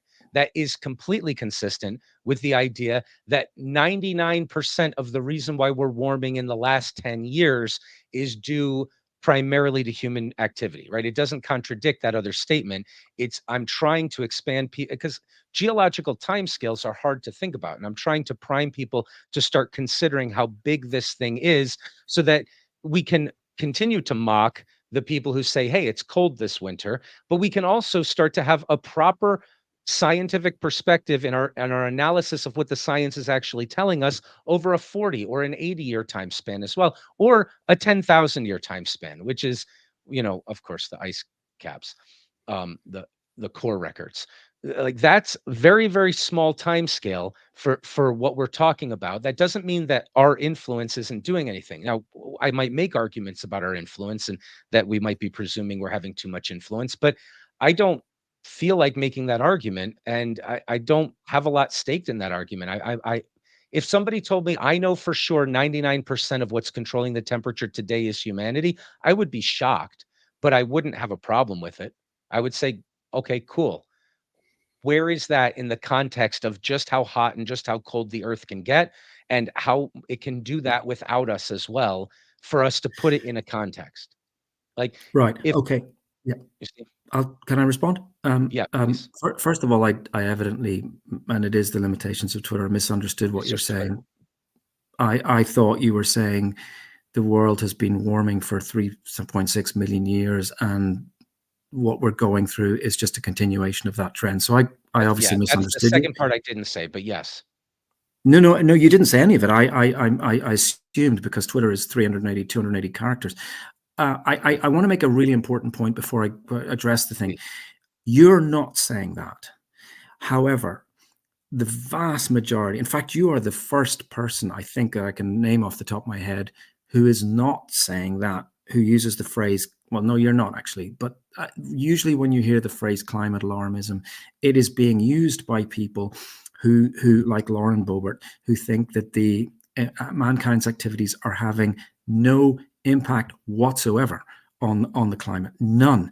They think, for Do most of them think that? example, they think, and this is a really, this is a, well, in my I think experience, most I haven't done most people who the use influential people. I think most people who use the phrase climate alarmism Yeah, say human activity is having some effect, but we're not sure how much. That's the phrase I usually hear from them. yeah. Okay. Well, this is something that, okay. So we've reached an interesting point in the conversation where I think neither of us can be sure. I certainly can't be sure, but my very strong impression is that you are. I have never met. I can't think off the top of my head anybody like you who is very well informed about the history of the climate on this planet and the recent and the long-term history, and who accepts that CO2 will, on all other things being equal, increase the temperatures higher than they otherwise would be, and so on. and yet who uses the term climate alarmism and cultists, because those are two things. I've just never come across anybody Yeah. who, with Well, both of I'm those. a very unique kind of person. I like to Good. Well, you're sympathize and unique, I empathize. suppose, in a good way, or certainly in an interesting way. But there are a lot more people that I've come across who think that it's having no impact whatsoever. Let me tell you some of the things that they do think and that they say Well, that they no, think. no. Okay, so wait Well, a no, minute. but no, this is I want to let you go down that road, but I want to identify. So there's a group of people who say humans don't do anything to affect the temperature of the earth, yes, and they're usually the ones that are slandering the climate alarmists. yes, I'm slandering the climate alarmists and saying, if you can prove that we're 100% in charge of the temperature of the earth, which no scientist thinks, of course, I wouldn't have a problem accepting that, right? Um, the first thing I want to point out about that first group, though, is that how close, no, here's a better way of putting it. I'm so sorry. How congruent is that view of theirs with what we know from science, as opposed to how congruent is the view of people who say humans are the primary drivers of temperature change? How congruent is that second group with what we know from science? yeah. Okay, you're saying which is more congruent? Is that what you're saying? Yeah, which one's closer to what we know? Yeah. Not what we're guessing is true, but what we know is true that we've determined scientifically. I mean, look, that's an interesting question. I don't know that there's like something. It's a bit like saying who's worse, Hitler or Stalin. They're both bad. Well, wait a minute. And I wasn't the second group is your group. It's the group that thinks humans are no, primarily what's happening here. I mean, if you thought humans had a 2% effect on the temperature, presumably you would say, well, we were going to go up to 5 degrees centigrade, but now we're going to go up to 6. That's 20% or something, okay, right? okay. Well, then I didn't. Okay. I'm sorry. I didn't listen closely enough to your question. What I thought you were saying is how congruent is the people who think humans are having no climate impact on the climate? How congruent are they with the science, and how congruent are what you previously called climate alarmists who think we're all going to die and we need to No, let's I not mean talk about the it. climate Yeah. alarmists who think that humans are the primary driving force of temperature Okay. change. Well, that sentence isn't specific enough because humans have clearly not been the primary driving force on the history of the planet, and over the long term, I don't think it matters what humans do. Well, we may have The sun taken is going to over, right? become a giant. We've got this crazy technology. Well, It may have been nature doing its thing, and now we're impacting it so much that we are the driving force. But if it, no, so no, no. Well, can I jump in because I don't think that. I don't think that there's anything that I can foresee humans doing short of having some kind of really very bad nuclear war that even I can't see anything that humans will do that will impact the fact that we are ultimately going to emerge from the.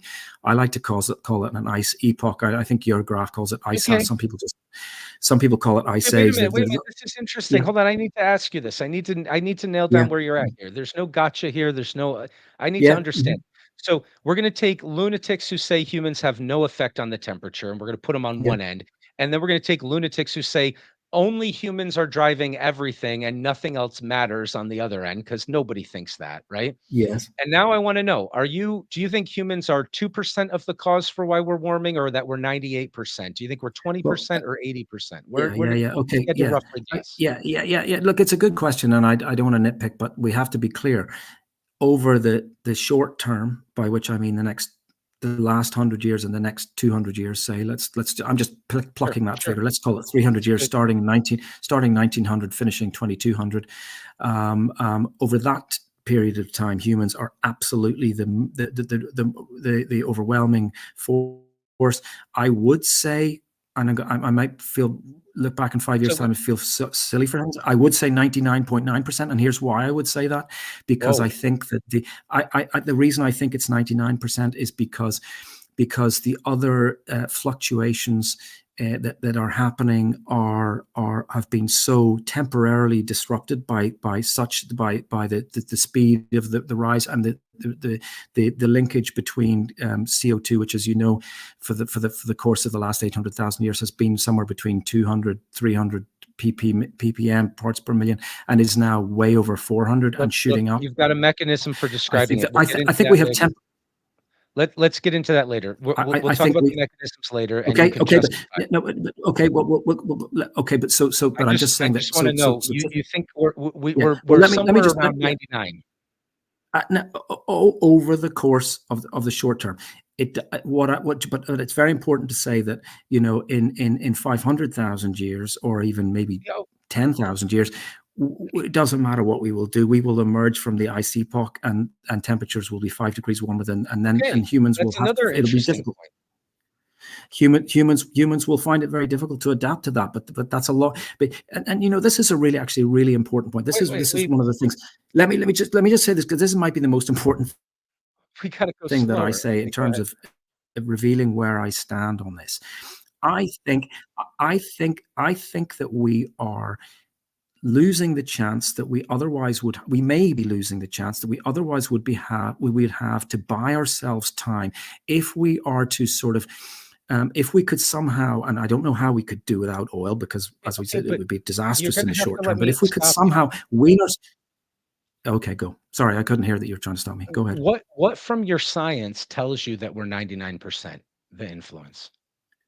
As that's just a number that I've plucked. I think that Okay, and the reason I've plucked that number, it's not a scientific number, but the reason I think it could be 99% is because I see a correlation. I look at charts, I see a correlation that now seems to be so clear, that at the moment we are driving temperatures much higher and much okay. more quickly upwards than they otherwise would go. But let me just get to the second, because it's important, because so that I don't come across as somebody who knows nothing about anything. I think that, as I say, in the long term, hundreds of thousands of years, the temperatures are going to go up, and maybe millions of years they're going to go very, very high, and it will have nothing to do with humans. But we could adapt over the course of 500,000 years. We cannot adapt if temperatures go up by 6 degrees by the end of this century. We're going to struggle to adapt to that, and that could be catastrophic. Yeah, That's I the wanted point to I'm trying to highlight make. that point of yours because it's a very good point. So, and it underlines how reasonable you are in the things you're thinking. So, I did want to underline that point before I got to my other one. So, I Okay, was going good. to do Thank that. you. So let me repeat back what you're saying because it's important for other people to hear it too. You're saying, look, I think right now we're driving this. We're basically the main thing that's driving this. But Yes. if you do zoom out 500,000 years, we're going up either way. We're just going up faster than we otherwise would have. And then that will, Yes. level off more steeply, more rapidly than if we had more gradually and then tapered off to get to that point or something like that. Yes. Yes. Okay, Yes. fine. So that's an important point for other people to hear because I don't think most people think through.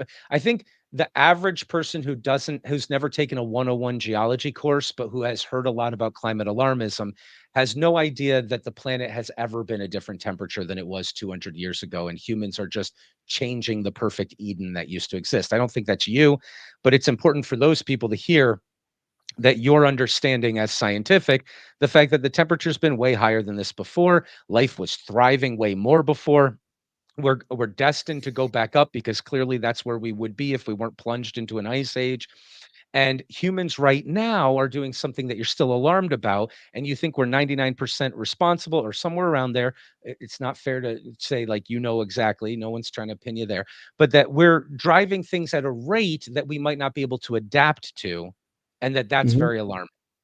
Yes. Good. Okay, good. That's a good summary.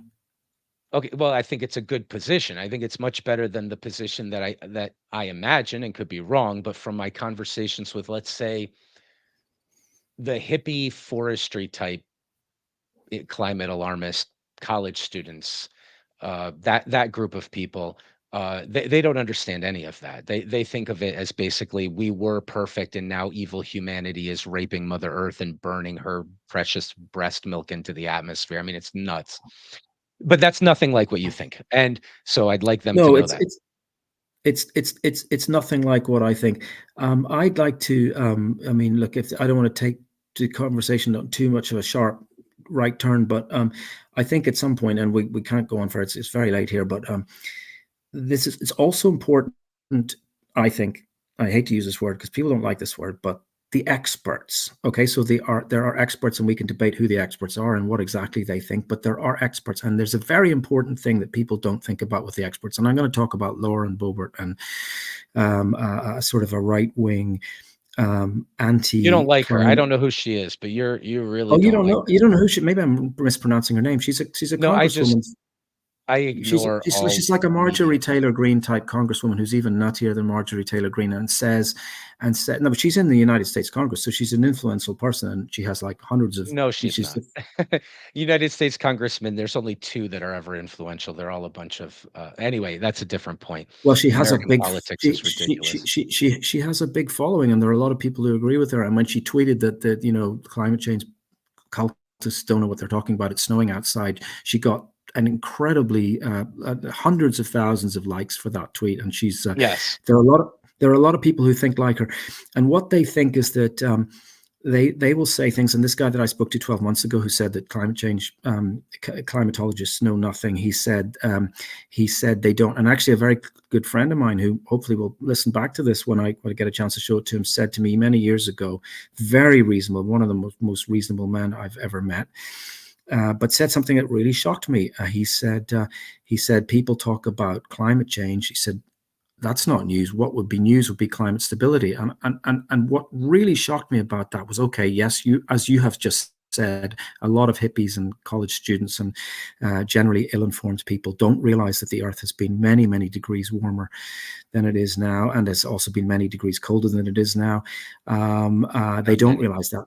But this is why I mentioned the experts. But nobody in the climate science now, and you're the wrong person to debate this with, because you don't have an issue with climatologists, but absolutely, there are people who do think that there's a guy called James Dellenball, who used to write for the Daily Telegraph, very influential in the UK, who thinks that climatologists are paid by Al Gore and the Bilderberg Group to bring in carbon trading scams that are going to bankrupt the globe, and it's all very sinister. And by the way, carbon trading may well be a completely ineffectual mechanism So listen, that may well have been American abused. politics is a mess. Mhm. Let so I would rather not go down that road right now, Okay, good. because for the following reason, and I'll show Yeah, my cards about why I don't want to go down that road. yeah. I'm not invested in any conspiracy theory like what you're describing. Hmm. However, I view politics primarily through the Orwell lens. And Yeah. I think that the Orwell lens is a lens of narrative and character. And so Hmm. it's surprising how often the conspiracy theorists turn out to be correct. I'm not saying that the ones you were just describing are going to turn out to be correct.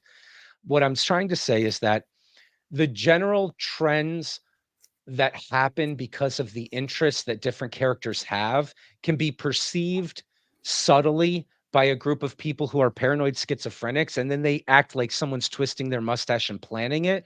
But what actually plays itself out does nothing but confirm their theory, and they're actually closer to the truth than people who say, well, you're a nut for believing in a conspiracy theory. Well, they are a nut for believing in a conspiracy theory, but there's plenty of reasons. Look, I just don't want to go into the politics thing, because it's too long of a Okay, conversation. well, okay, you're right, and we mightn't have a huge amount of time left, and maybe you're right. We could come back to that, but let me just say Oh, something about conspiracy. yeah. Because I think there's something important to be said. I mean, I'm also very Orwellian, and I happen to think that 1984 is the greatest book written in the English language, and I think that people don't realize that, because it's taught to school kids, and we think that therefore it can't be that something that we need to We take share seriously. a great It's many things absolutely. in common. We found another one. Yeah. No, I'm very much an Orwellian. And also, I mean, during the Iraq War, the war is peace, and truth is, all that stuff. It's uncanny how well he Wait, predicted. So, how so, about how so, about the Nobel Peace Prize for Obama the first week he became president, and then he well, I dropped mean, a bomb on a Muslim majority country every 20 but you know minutes? what's really interesting about that? Because it's interesting you mentioned. I won't spend too long on it, because it's There's a off the war is topic. peace for you. But it's fascinating that because who was embarrassed by that? Barack Hussein Obama. He was Yeah, well, embarrassed. he should have declined it, but I'm sure He he was probably should. He embarrassed. It was a probably should have completely declined. ridiculous thing to But do. it was absurd, and he was embarrassed, and we were all embarrassed, and we were all, everybody. It was Nobody knew where embarrassing. to look. It was just But excruciating. It was but he embarrassing. then dropped a So bomb on a Muslim majority country every 20 minutes for the next 8 look, years, I and mean, no leftist ever look, I complained mean, about it when they were calling look, Bush Hitler. look, you've no argument with me there. I mean, I think Obama was what had many good things about him, but yeah, the way he bombed civilians was appalling and worse than appalling. So yeah, so look, I agree with that. What I wanted to say about conspiracy theories is there's a big difference between saying carbon trading was a disaster and it has been abused by opportunistic people who It's are predictable that it will be, though. That's why yeah, the yeah, paranoid and I agree. schizophrenic conspiracy I, theorists can get I, things right. I totally agree with that. It should have been foreseen, and maybe there probably were people who did foresee it, but that's not the same as saying, and you're not saying this, but many people do say this, But and they use Chris, the same. They use the it's same like they think that the whole climate change thing, the scientists included, are all in on it, and it was yeah, no, planned from the Chris, start. here's the thing. Here's the unpleasant reality that I think is very Orwellian that you're going to have to notice here. And Yeah, it's a good Orwellian punch in the face. The only people who foresaw those effects were the crazy conspiracy theorists. They were crazy and they were imagining a conspiracy that's stupid, but you looking down on them intellectually when you didn't see the obvious pattern that they noticed is inappropriate. I'm not picking on you. I'm saying what we need to do, look, what we need the point I was making about Obama was not to pick on Obama. It was to make an Orwellian point of understanding who the characters are in the play and what it is that they're going to be pushed towards, and the people picking up on those patterns who have no idea that it's just patterns. They think somebody's planning it, and then we look at them and go, oh yes, people got together and said, ooh, let's lie about our science research. Of course that's not what's happening. What's the effect? Exactly what they imagine the effect would be, and they're the only ones seeing it coming. So what we well, need are look, some it's more Orwellians who can see it yeah. coming Look, first. it's what you're saying is very interesting. I They're not the instinctively only ones. I saw it too, but I saw it Orwellian, and I never said it was a mustache twister. So it is yeah. possible to know it from an Orwellian perspective, but if nobody's saying it except the conspiracy theorists, it's time for everybody else to stop looking down on them, even though of course they're nuts. They're absolutely nuts. There's no group. It's like a Oh James well, Bond I mean, look, session or something.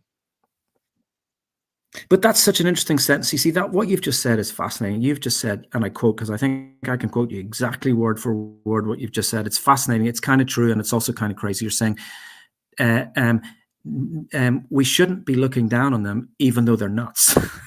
Yeah, You know what that's I it. I mean? I meant mean, I it sort that of get way. it. Yeah, I know, I I'm know, I being a know you little did. I know you ironic. did, but it's yeah, yeah. Okay, so look, it It's speaks for itself. nice It's an to look interesting thing. down on them because we know they're nuts. What's unpleasant for us to look at is we're stupider than they are because we're further away from the truth than they are. That's what No, we don't no, wanna no, see.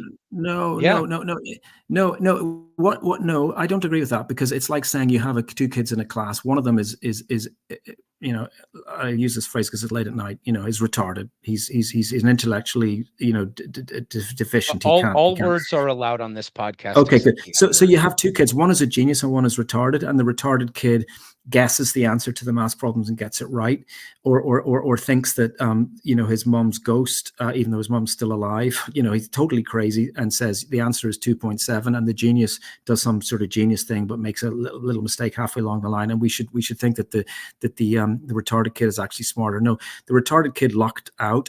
No, that's not what's happening. I'm trying to tell you that's not what's happening. Yeah, yeah, I know. I also know It's that you're not a saying luck. that. It's not a luck thing. It, What's happening is that it's a midwit meme thing. What's happening is that the clever people think they're cleverer than they are. Repeat The that bit. I missed morons that. are just going based off of instinct and they have no It's a what? A conception mid of how what? complicated things are, but they're closer to Stop for a the second. truth. What's the word you used? Oh, I'll A show mid. you. It's a really cool word and you're going to like it. Let me just type into I Google like it already. midwit meme. You're going to love this. It's going to infect your brain and you're going to spread it. And Okay, it's good. also hilarious. So I Right. just did a Google search. So I don't know if I'm going to get some evil internet racist stuff or whatever. So who knows what's coming up, but Okay, most of that's it's not fine. like that. We'll tolerate So it. a midwit meme is like this. Okay, this is a funny one. Baby thinks there's no object permanence.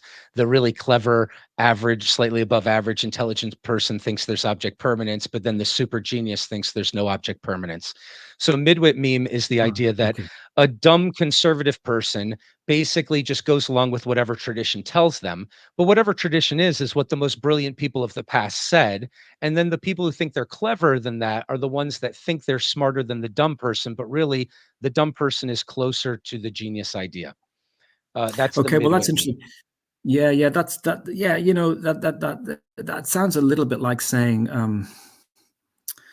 Oh, there was another. There was it. Anyway, it reminds me of something that I can't fully articulate at this late hour. Let me say though that notwithstanding that, I still think that you're giving the conspiracy theorists too much credit because okay, on carbon trading they may be right. I still think that carbon trading is an absolutely brilliant idea. I just think that for whatever reason it just hasn't worked. It's too susceptible to So abuse. I can But tell you from an Orwellian perspective why it's not a brilliant idea. So I'm going to be yeah, arrogant enough to say I'm on the high end of the IQ curve, which I'm not go ahead. claiming, by the way.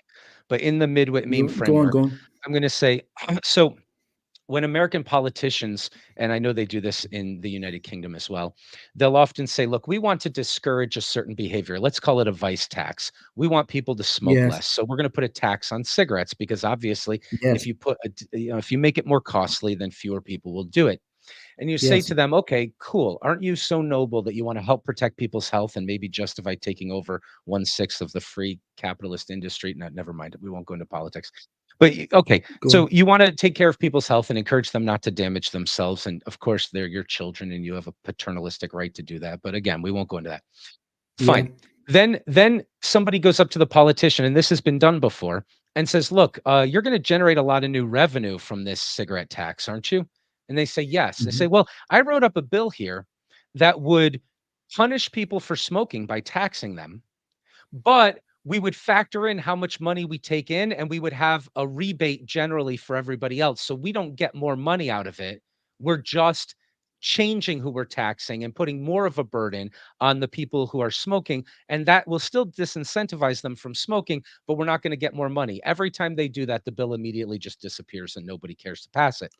The point of Right. this is to say, look at the characters and look at their motivations, right?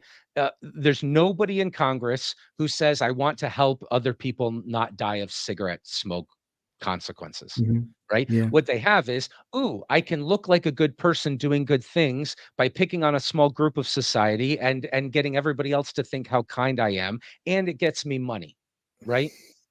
So knowing the character of the person is enough for you to predict what's going to happen with a carbon tax. Okay. What Look, I mean, here's it's another thing to know. yeah, go. When Mhm. when Bastiat came over to America to study American democracy and write his book, he wrote an amazingly prophetic history of the next 200 years of America. And he said America's got an amazing system. Everybody's kind of stupid because they can engage in this free industry and make money, so they don't really care what's going on. So you can kind of manipulate them into voting for whoever on a basic narrative, and that's all fine.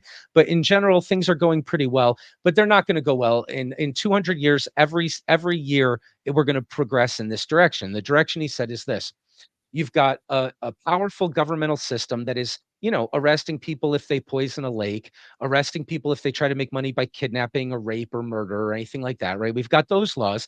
But then, other than that, all of the industries are just going to compete with each other, this big, horrible capitalistic system. He says, what's going to happen is, I'll just paraphrase.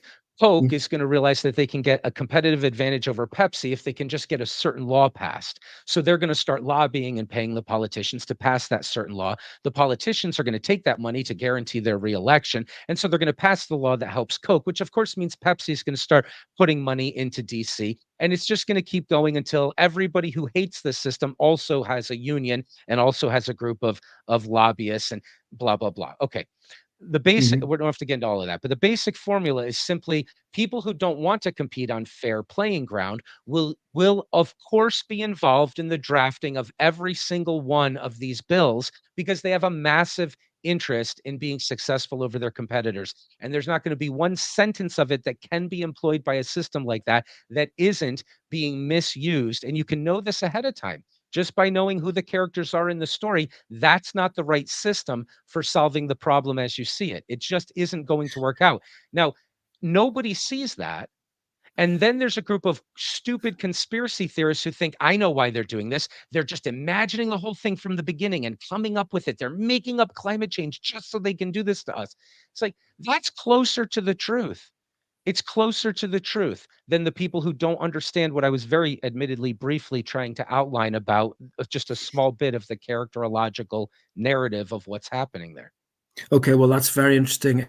It's not something I've given a huge amount of thought to before. I will go away and deliberate and come back, and very likely I'll say, you know what, you're absolutely right. So, but the fundamental point is that we're both sides of the argument were completely, or anybody who thought the carbon trading would work was completely wrong, and both sides of the argument that both explanations for why it's wrong are closer to the truth than the people who thought it could ever in any conceivable world work. And I look at it now and I think, I mean, I haven't completely given up on it, but I've sort of 98% given up on it. And I think it's not going to work. I just love the idea that while we try to get our act together, we say, look, you know, we're making lots of carbon. If we're putting lots of carbon and other greenhouse gases in the atmosphere, if we stop doing it, if you stop doing it, we'll pay you money. I just like that idea. But yes, it may be a total disaster, and it may be a disaster for the reasons you've just described, namely that the characters involved are so far gone that it could not possibly work. Let me give you an example, though. It doesn't matter how virtuous they are. The individual congressman can be the most trustworthy, virtuous person in the world. The information that comes to him is he's surrounded by people with billions of dollars of interest in manipulating him into not noticing how it's been crafted in a way that will subtly advantage them. There's just no getting around it. The system won't work even if everybody was an angel in the system. Well, that's yes, and I also think that you're making an important point that the system is more important than the individual, for sure. There's no question in my mind about that. So let me just give you one example of where you can disincentivize people and it can work. And maybe it can only work on a small scale. I don't know, but in Ireland, because Ireland was the first country to do it, they brought in because as I say, where I've lived most of my adult life, they brought in a tax on plastic bags. And Ireland was, if you'd ever visited it before, like 2005, you would have seen it was literally, you couldn't drive down a street without seeing plastic bags literally hanging up out of the tree like some sort of grotesque fruit. And now it's completely gone, and it went overnight. They disincentivized. They put 10 cents or 10 units of whatever currency we had in those days before the euro came in, 10 pence or something, a very, very small amount of tax on plastic bags, and they disappeared. But yeah, but look, let's not disagree about that, because I think that maybe carbon trading, but here's where I think that, yeah. Okay, go ahead and make another point, and then let me make another quick point, because this is important. Yeah, the thing is that you're saying that they were more right than the people who thought it would work. Closer to the truth. Closer to the truth. Yeah. Okay. But I think that if you aggregate all the conspiracy theories, and it's important because a conspiracy theory, a person who holds one conspiracy theory very often holds all of the conspiracy theories, or most of them. And they're mentally deranged people who happen to be closer to the truth. I called them nuts. Yeah, but they were closer to the truth on this occasion. But if you look, there was someone put a tweet up, and it got, I mean, I spent far too much time looking at tweets and seeing how many likes they get. But somebody put up a tweet that got hundreds of thousands, if not millions of views, and tens of thousands, if not hundreds of thousands of likes, that said the following. It said something like, "This is going to trigger liberals, but it's true." And it said the COVID was concocted to get rid of Donald Trump. And then it said it had all of these conspiracy theories. And then one of them was, now I can't remember if it was in the same tweet, but a really widespread conspiracy theory is that the Super Bowl was rigged so that Taylor Swift could be there. Oh, you never heard that? Ridiculous. That's COVID one is closer to the truth than you are. The COVID one, I'm calling these people nuts, and I recognize how nuts it is what they're saying. The COVID conspiracy is closer to the truth than the average intelligent person who would laugh at it. Well, explain. We don't have time. We don't have time. Okay, okay, we don't. But I just want to make sure you understand what the conspiracy theory was. It's not that COVID was. No, they're saying that they made up the entire COVID hysteria just to get rid of Donald Trump. That's obviously not true. Yes.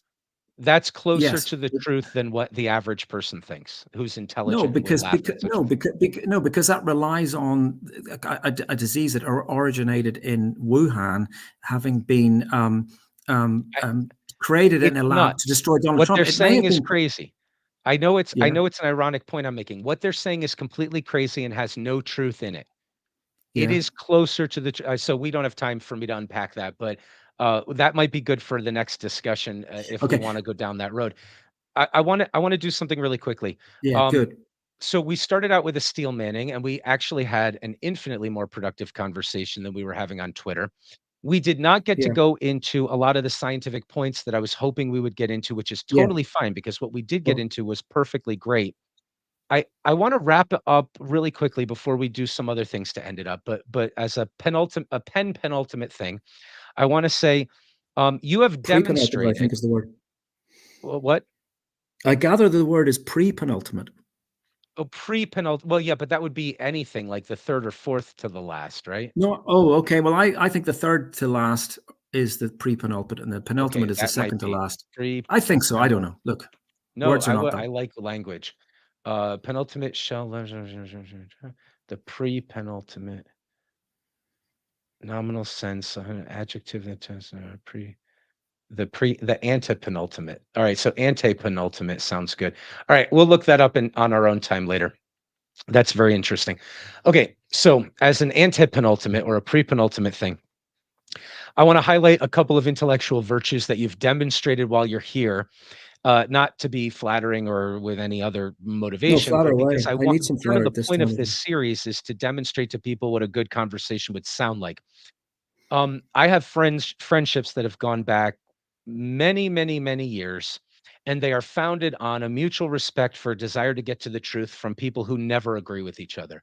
And our entire Mm, relationship is based on the fact that we don't agree, and we don't expect to ever agree, but we expect our sophistication of our views to always increase by being exposed to the other's criticism. You have talked about a number of times that you've changed your position and that you've admitted you were wrong and other things. Nothing I was pointing out, obviously. I don't think I pointed out anything that you were wrong about. I was trying to trigger you into this mm. other conception of religiosity that we'll have plenty of opportunity to talk more about later. But you've changed your mind before based on evidence. You've said, "Hey, I thought this was a good policy, but I've noticed it didn't work," and you've even condemned it in some pretty harsh language. All of that is not indicative of a cultish type person. Okay. Mm. So when I'm attacking cultish type people, obviously it doesn't apply to you anymore, which I didn't recognize in our conversation on Twitter. More than happy to recognize now. I think it's evidence of the fruitfulness of further conversations. Good. Uh, Right. and I think it's admirable and worth pointing out to other people. There's I've been keeping my Twitter profile as disconnected from other people as I can because so many people are just rabid, insane assholes, and I just don't need any of it in my life. But for those who might be listening, these are examples of people who are genuinely trying to get at the truth and think it matters and are willing to be criticized and ask questions and engage with it. So I don't want to go on and bang on about that forever, but I thought it was worth highlighting. Good. Um, so there are some, so there's a number of things that you said that I would like to, actually, I'll give you the heads up on it. There's a number of things you said that I'm not going to bring up to argue about right now, but that I think are not supported by science. That doesn't mean science contradicts them, but I think they're conclusions you're drawing because they fit in with a general perspective that maybe is based somewhat in science, but that are the specific claims themselves, I don't think uh, are supported by science. Again, they're not contradicted by science either. They could be true, which I would like to address in our next conversation. In Okay. other words, I'd like us to get into the science on some of those things. I Okay. could tell Well, you what they are if you want to know. can I say something that I wanted to say throughout this conversation and that I Please. just didn't get a chance because it kind of ran away from us, but in a good way, right? Um, It did. It was good. I think I may have some sense of what you might be wanting to pull me up on. Is it necessarily the case that if the population of the planet continues to increase, we're headed for doom and so on? Is it necessarily the case that if the temperature, even if it's true that we are the primary driver of climate change in this brief phase of the Earth's history, that some of the things that I'm thinking aren't supported by the science. Let me say where I stand, because I haven't In really. addition to that, I actually wanted to question whether or not science suggests that we're 99% driving what's happening right now. I Well, also wanted to do that. I plucked that. I plucked that No, figure no, from I my. know, but what I mean is that that's Just to repeat very briefly, I forced you to the pluck that. reason, I told you, just very pick a quickly, number. I forced you into that. yeah. Thank you for remembering that. That's what happened. But I'm still quite happy with that number, just for the simple reason of the shortness of the time frame and the rapidity of the change and the way it correlates remarkably I closely for haven't brought such. up my reason why, but I have a reason why the rapidity of the change is not supported by the data, and and it look, if you wanna get into it right now, I'll be happy to get into it, but I thought maybe we'd save. Just give me a 2-minute summary of why you don't Yeah. think it's supported. Okay, yeah, sure. So, you're gonna laugh when I point it out because it's No, gonna no. be so obvious to you, um, but nobody points this out. I've pointed it out, in various academic settings in front of debates with other geologists who've Mm, studied this. When I point out some of the other points I make, they often say, "Well, yes, but these pixels that we are looking at very carefully, and we have very good data from all over the world, and we're measuring the last 10,000 years with ice core samples and all of this stuff," which of course I already know about and totally agree with. They say the rate of change, how quickly we're rising is different than anything we've ever seen before. Okay. mhm. When I first heard that, I paused for a second. I go, "Oh, that does sound alarming." And 2 seconds later, I said, this is a very respectable geologist with credentials, and I said to him, I said, you're gonna laugh when you realize how obvious this is.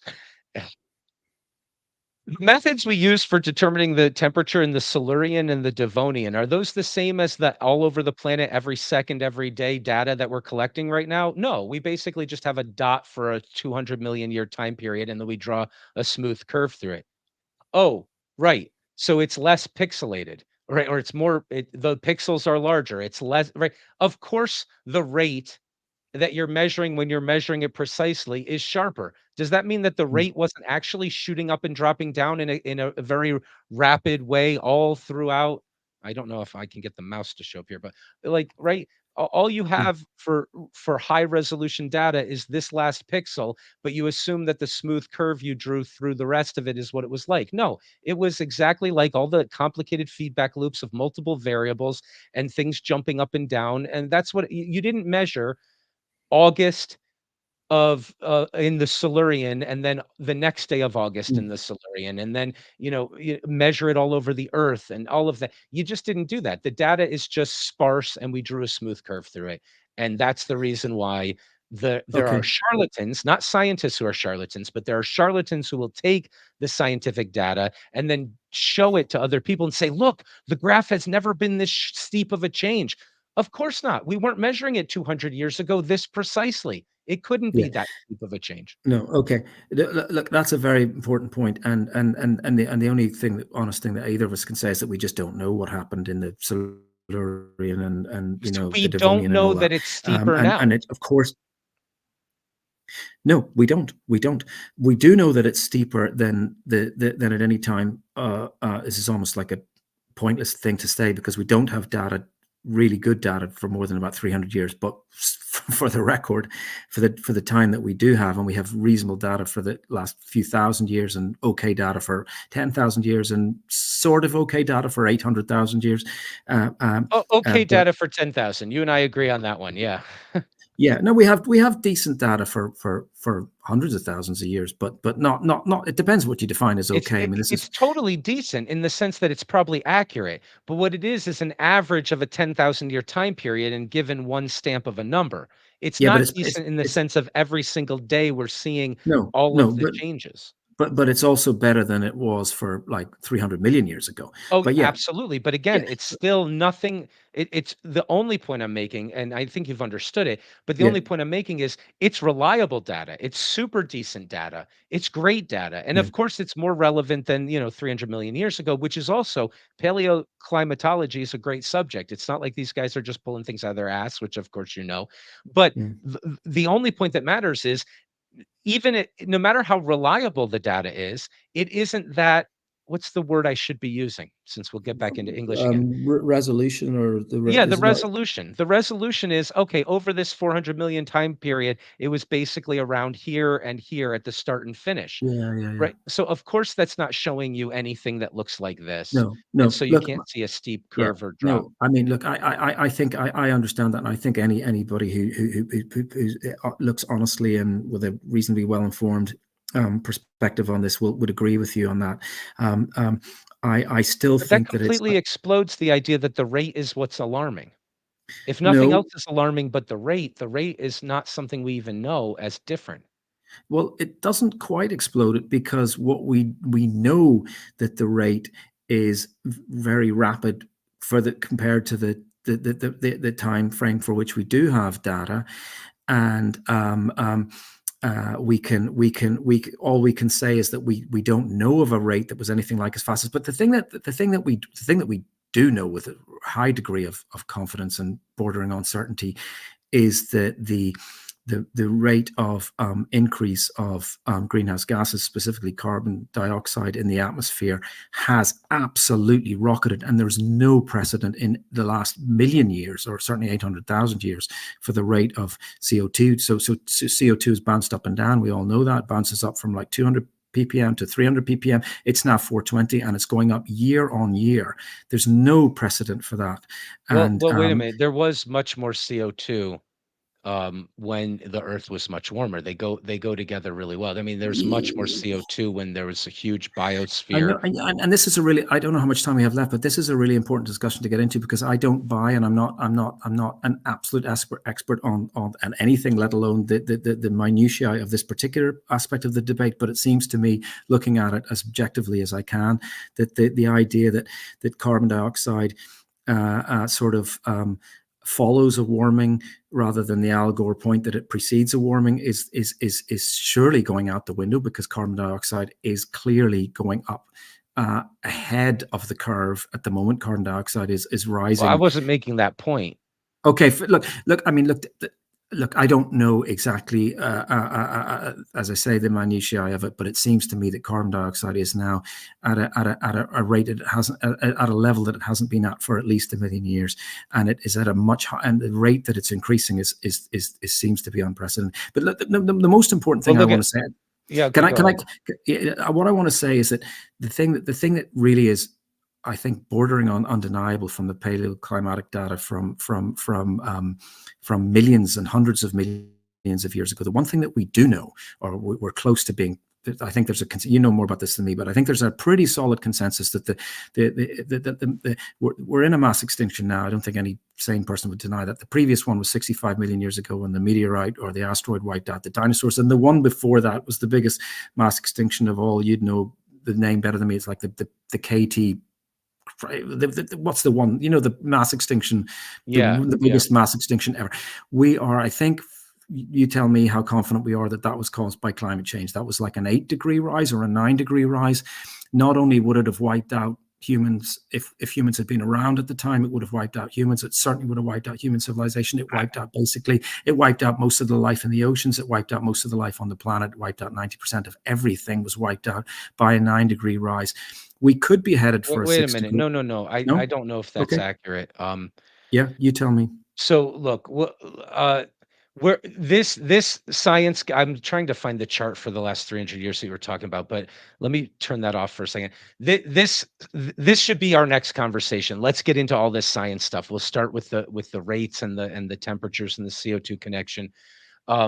I think it was fantastic what we talked about today. I'm not disappointed that we didn't talk about this stuff, because I think we started a conversation about the different frames that we're using and narratives and all that other stuff. And I think a lot of great points were made, but I would love to do this again, and we'll just focus on exactly these questions, these science questions for the next time. Okay, let me just in one sentence finish up where I stand, because I'd had one to say all the way through. You're going to force me to, I've got a little bit of Christopher Hitchens in me. If you're going to make another point, I'm really doing my best not to argue against them.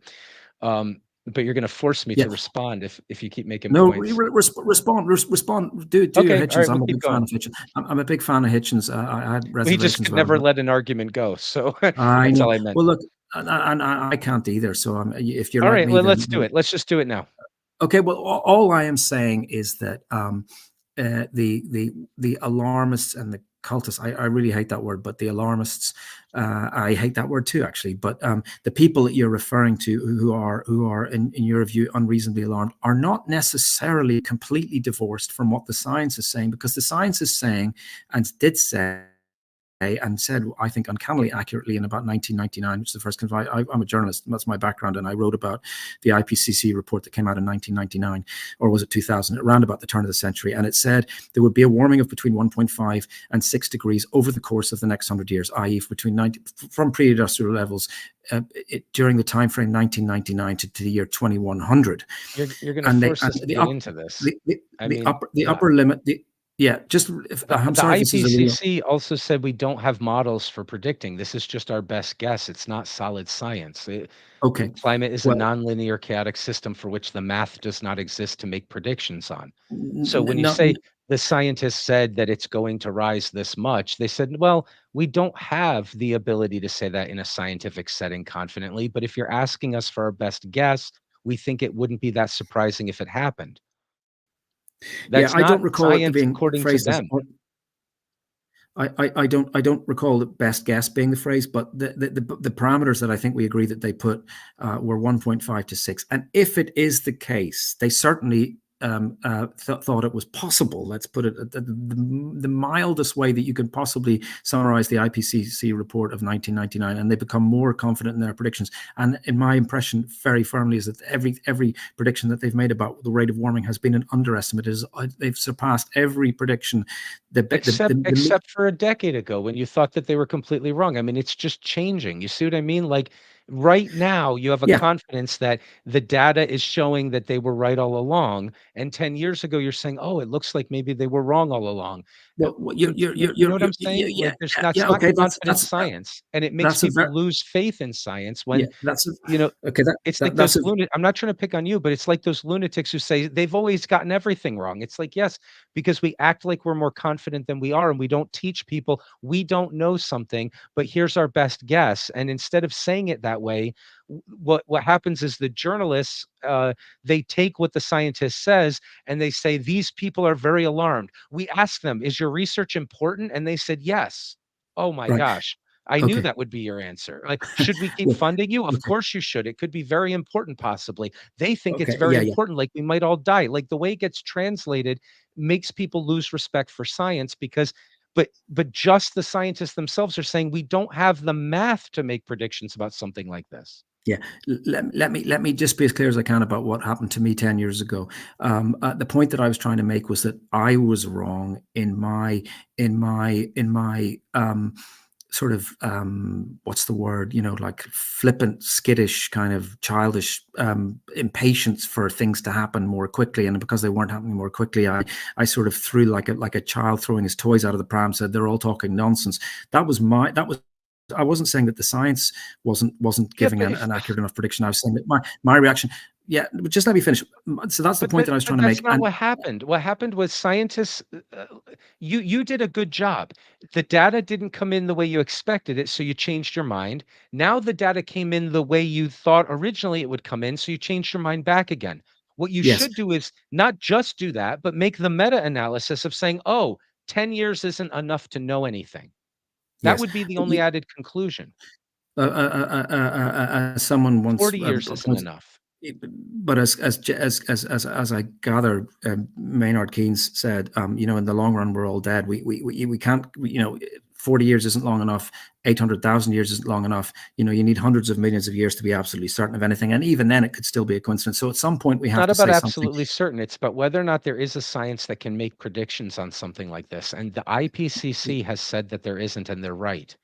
And the Okay. reason why they say it is that other scientists hold them to account and say, look, don't say more than you can say. And because they want to be good scientists. Scientists can't make Well, claims that are laughable, and they Well, don't. okay. Well, I mean, we've managed to get through 2 hours of this conversation without stating, because we both know it, but maybe not everybody knows, that they have said that they are, I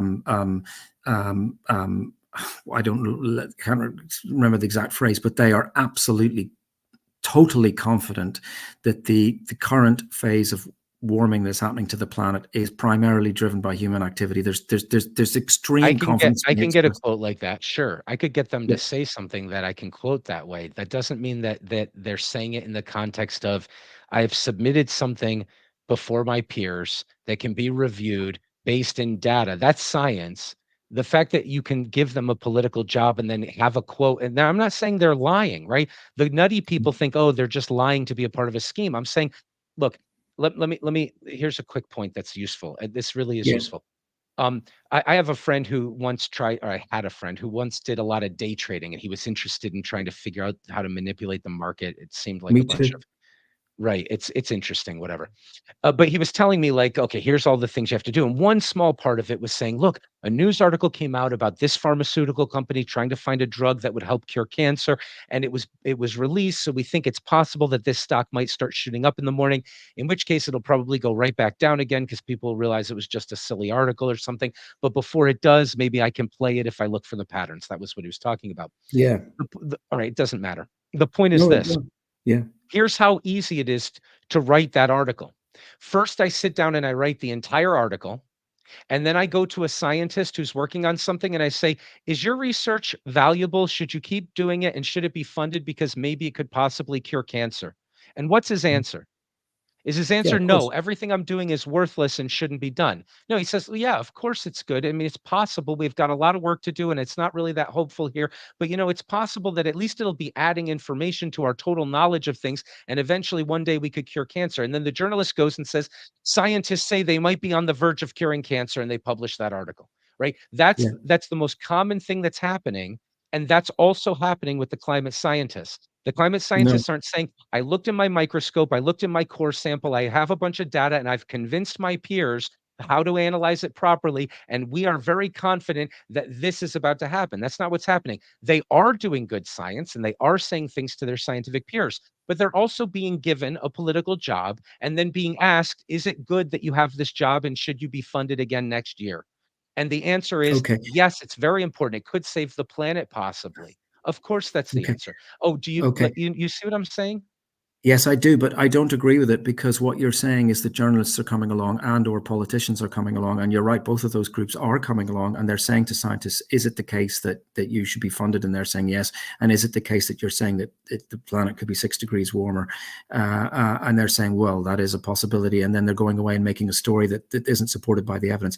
That's not what I believe is happening. What I believe is happening, no, sorry, I'm going to rephrase. What is happening, what I know is happening because I've read it, is that the scientists themselves are 1,500 of them or whatever are meeting and discussing, and I think sincerely, for the most part, sincerely discussing what they think is going to happen, and then they are summarizing the report. I haven't read every page of every IPCC report, but I've read a heck of a lot of them, and I've certainly read every summary of every single one of those reports, and they are stood over by the scientists. And by the way, because there's a big industry also trying to find dissenting scientists and blow Wait, their is conclusions. it science to come together, 1,500 of you, and talk about what you think is likely to happen without having a model that can make predictions? Is that science, or is that scientists doing something else they've been paid and asked to do?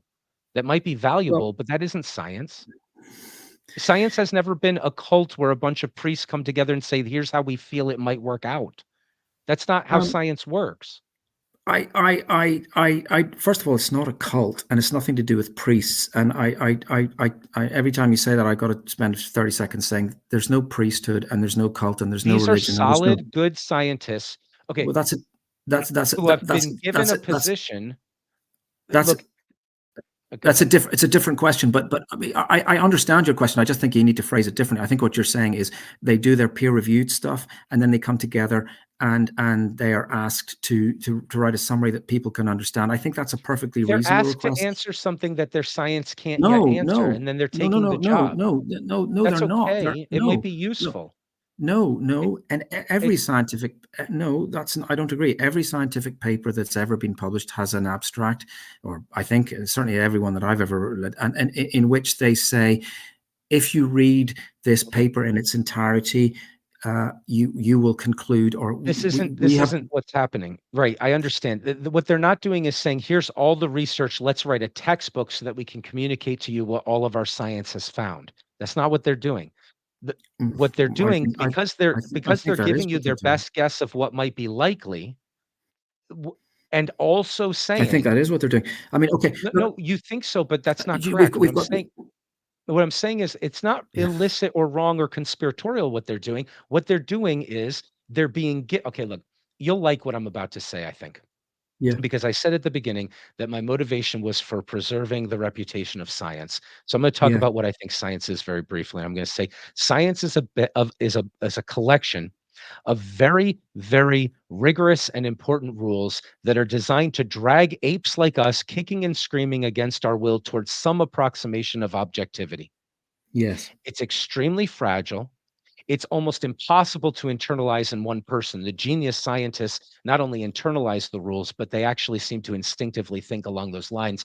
But there's very few instinctive genius. Like Richard Feynman was born thinking like a scientist. Some of the most successful career scientists still need their system and peers in order to make sure that it comes out all right, because it's so hard to embody these principles. They're fragile, they're precious, and the instant they're in bed with anything else, they're in bed with something bigger than them, and you can just throw out everything that's being said.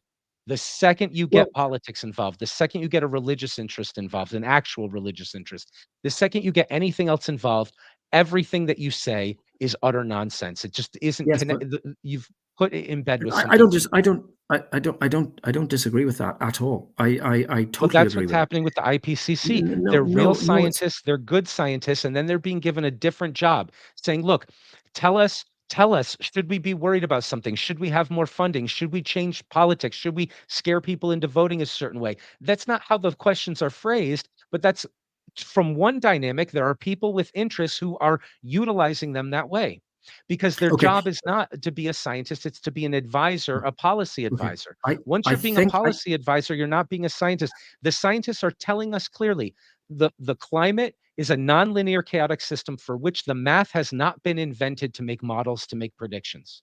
Okay, okay, that's very nice, Mr. Scientist, but would you also tell us what you think is most likely going to happen in 200 years? Uh, okay, yeah. Let's get together and think. It seems to me likely this versus this. What do you think? Yes, 1500. All right. Our best guess is this. Our best guess okay, is never correct in science. That's why we do actual science. But they're okay. demanding that kind of an answer and then calling it science. That's not the scientist's fault, except maybe for taking the job in the first place. A pure scientist might tell you go fuck yourself and I'm going to go actually do science. Again, they're not bad scientists when they're doing their science, but this role is a political role and it has that dimension, which means they're giving their best guess. It's not there's nothing Yeah, in their okay, science that said for sure between these two numbers it's going to go up in this time scale. They don't actually have a okay, paper that says that. okay. If it were the case that no scientist had ever said, the climate, we expect the climate to warm between 1.5 and 6 degrees until they were rung by, you know, Al Gore or the editor of the New York Times, and that quote had emerged from Al Gore's request for them to give a quote, or if it had emerged from the New York I'm Times not even that article. much of a conspiracy theorist here. I don't think anybody's trying to manipulate or being manipulated in science to serve some other political end. Well, just bear with me because Okay. I'm not saying you're being a conspiracy theorist. Okay. I'm saying Okay. you're raising the perfectly legitimate point that if Al Gore, for perfectly legitimate reasons as a politician, and politicians, by the way, one of the things that I've learned, and maybe you'll learn, or maybe you already know, is that most politicians do their best or spend a lot of their time, maybe less so in the US where there's so much campaign donations, but even in the US and certainly in other countries, they do try their best. But anyway, if his reasons are legitimate or not, if he rings them and says, what is your best guess? And they say, well, we don't have a best guess. He said, look, I need to go to the Senate committee. Give me a best guess. And they say, okay, my best guess is 1.5 to 6. Or if the New York Times editor says, I've got a front page, I'm holding it, give me a number. And they say, well, I don't have a number. I say, well, just give me one for the front page. I say, well, okay, my guess is 1. Then you would be entirely correct to say, not as a conspiracy, you say, well, look, that's not science. That's the best guess. We can ignore it. That's Right. not what's happening. The scientists themselves, without any prompting from the politicians, have said, as an aggregate, which is a perfectly legitimate way to do science, it's not as accurate as studying one minute thing and saying this is what we found, but it is perfectly legitimate for them to say the aggregate of all of these papers suggests to us an outer bound, and it's such a wide. And this is something that's never said. I don't know if you've said it, but the skeptics and the cultists on the other side, and they are, Right. to my mind, they're genuine cultists because they are religious and they do think God's in control. Most of them, or many of them, and so they're much more crazy, I think, than any of the people on the so-called alarmist side. Anyway, they say that this is I've forgotten my train of thought, but No, I'll remind you, it was a good point. So, yeah. they say this is, what you were gonna say is that this is hardly a prediction. The bound is between 1 and 5 degrees. I mean, this is like the Oh, outer thank you. limit of what we Sorry. think is Well, possible. thank you. Thank you for giving that. You've done me a great It service. was You've a good reminded me point. exactly what I was going to say. They never stop to say, "Oh my God, you have given." So what they probably should say is, "This is such a crazily wide band. I mean, it's totally meaningless. 1.5 is totally manageable. 6 degrees is potentially catastrophic. This is just, why are we even listening to this thing?" But they don't say that. They say you can't even say that. You can't say anything at all. Okay, Well, so they're they're wrong. Look at sorry. can Who's you say wrong? to those same scientists, is it possible that the temperature will drop? What would they say to Um, that? If you uh, ask uh, them the question in that way, is it possible the temperature will go down 1.5 in the in the, same over time? the course of the next, I mean, I think what they say, and I have heard them say something like this, but we'll go away, and maybe between this time and next time we'll see if we can substantiate this with some actual quotes that they've actually said. But I think my impression of having listened to them for 30 and 40 years is that they say, no, we are basically as certain as you can possibly be that the temperature is not going to go down. It might go down over the course of the next few days, but there is no way that in 2100 the temperature is going to be Now, wait a minute. They below would say below that, but where they it would was. put another qualifier on it. They would say, provided everything goes along the way it's been going along, right? Mm, I mean, oh well, if we get hit by a oh, meteor of or if course. the sun has a weird thing happen, which Of we don't know how to course, predict or something like I'm that, of some, course it's possible. of course, But all of of course. those things do affect this stuff. So, in other words, what I'm saying is that they'll put scientists are really brilliant because they put qualifiers on things, and then the people listening to them don't hear any of the qualifiers, right? Yeah, but I Your think there are. point is a very good one. I So I'm think not no, trying to. I think it's. Sorry to interrupt, but I think I think it's perfectly reasonable to ignore those qualifiers because, of No, no. course, Well, if an hold on a asteroid second. hits, we can Your have a. your abs- your point is very good. I'm not disagreeing with you. Your point is very reasonable, except for this. If a different catastrophe came Yeah, and plunged us into 20 degrees colder, but yeah. because we were warming up, it was only 18 degrees colder and we were able to survive. And that's not just as likely as anything else, because most likely what's going to happen is that isn't going to happen. But shit like that keeps happening in geological timescales, right? The point is this: the scientist. So here's what I wish we would do. When you ask a particle physicist what he thinks the value of a certain coefficient is, he'll tell you to like 18 decimal points, and he'll be Mm, 100% confident about the first 17. I'm making up some numbers mm. here. It might No, not no, be yeah, exactly that, yeah, but you know I'm what with I'm you. saying. Yeah. But then when you go to down the hall to a paleontologist and you bring your Nova cameras and you say, "Hey, would you please tell us what we know about the T-Rex?" And this is Mm, the 1970s, where he says as well, the best evidence we have so far suggests that the T-Rex was a lone hunter who didn't nest or anything like that. He was basically like a great white shark on the land, and he'll talk and talk and talk. And then you'll make graphics and a movie and a show, and people in the general population will sit in front of the glow of that television going, wow, the scientist told me the best evidence is this. And then 20 years later they'll come back and they'll ask again, and he'll say, well, we've discovered some nests now, and what we think now is that we were wrong 20 years ago, and that the T-Rex was actually a very social creature.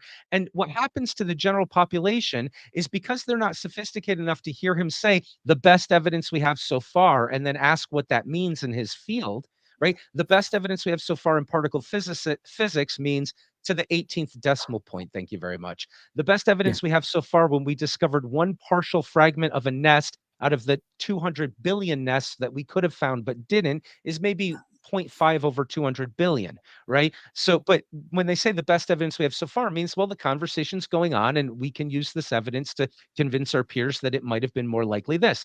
The general public doesn't understand that. And the same thing applies. Your point was a good one, and we're going to come full circle right back to it, and then I'm going to ask you to make it again. But what I'm trying to add to this is that that exact same thing is happening with the climate science. People are saying, well, what's your best guess? What does the evidence suggest is most likely? And some people are hearing that as particle physicists have a time machine and they know for sure that we are headed for catastrophe. The scientist didn't say catastrophe. He didn't say we know for sure. He said, you're asking me to make a guess on something that I couldn't actually argue successfully in front of my peers because we don't have the models to make guesses on things like this. Right. So all of that translation is inherently happening. And the scientist isn't a conspiracy theorist. The journalist is just stupid. He's not a conspiracy theorist. The politician who takes Crazy. advantage of it believes that what he's hearing is correct. Nobody has to be anything less than an angel for this entire thing to be detrimental to the reputation of science. Yeah, I would agree with almost all of that. But I think you need to, and this is another thing that nobody ever takes into consideration, is that the precise opposite effect is also happening or is happening. I don't know whether they're mutually exclusive. Maybe they're both happening. And that is that the scientists, you're saying scientists get something wrong, or they say they're not sure, or they say, well, since you forced me to ask about the T-Rex, I think he was a lone hunter or whatever. And then it Right. turns out that they were wrong. People, yeah. However, the opposite also happens. Climate scientists have been so accurate so often, I think, and kind of given the complexity of the system, people are just sick of it. They say, okay, we get it. The world is warmer. So what? You know, we can't do anything about it. They've stopped listening. They've stopped listening to climate scientists precisely because they have been so accurate so often. And there is no story anymore. That's And people, an interesting idea. Yeah, well, I think it's valid. So I think I the don't think story. that's the case because I I don't think they're think that accurate, but I is the totally case, and take your I'll point. tell you why. I think people listen. You know, well, can I just finish it? Because I Yeah, think yeah, it's I'm shutting the up. classic case study is the tobacco industry saying that, you know, the tactics of the tobacco lobby, as you know, were teach the controversy, so teach the idea. So and the most important thing that you'll ever learn about journalism, if you don't know it already, is that the story is man bites dog. So if a man bites a dog, it's a story. If a dog bites a man, it's not a story. But the point is, dogs bite men and bite people. And it's precisely because it does happen that it's not a story. So it's precisely because it's very unusual for the world to get.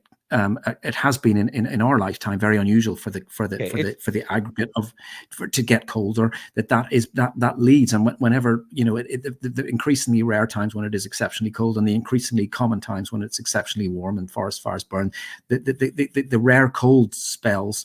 You know, I'm sort of digressing into weather, but not entirely. Get more headlines than the fact that we went to Disneyland Paris 2019. The temperature was 2.5 degrees Celsius warmer than it had ever been in the entire history of France. France has incredibly detailed record going back 400 years, but it wasn't a story because people have heard it. It's people just say, oh, yeah, they've just tuned out. There was another point that I was going to try and make, but we're running out of time. And let me just, you know, the point that I wanted to try and make was, let's park whether the scientists have said it's going to be 1.5 to 6. They certainly haven't written it in a peer review, in one single peer review paper. That would be outside the scope. And we have to remember as well. Oh, sorry, I did want to come back to 18 decimal places of particle physicists. There are degrees of certainty. A mathematician would regard 18 decimal places of certainty as total nonsense. They would say, well, it's not certain. To prove Fermat's last theorem, if it could be 1,000 decimal places and there's still the remotest possibility, then it's not proved. We cannot apply mathematical standards of certainty to anything. Otherwise, we'd never do anything. We can't apply cosmologists, particle physicists. I'm not asking for mathematical levels of certainty. I'm saying the public is unaware of how uncertain the climate scientists are. I know that you're painting a picture of them knowing for sure and being so correct, but it's not actually. I don't think that's it. Look, we should just pick up the conversation there to find out how much the science says and what it supports and what it doesn't. And you're not going to find me nitpicking to try to disprove scientific consensus. Like, that's not my position, and that's not something I'm going to take up. I think for the purposes of brevity, it is reasonable to say that in the imperfect world that we live in, COVID was very like this. People said, there's no peer-reviewed study to say that COVID is going to kill, so we shouldn't do anything.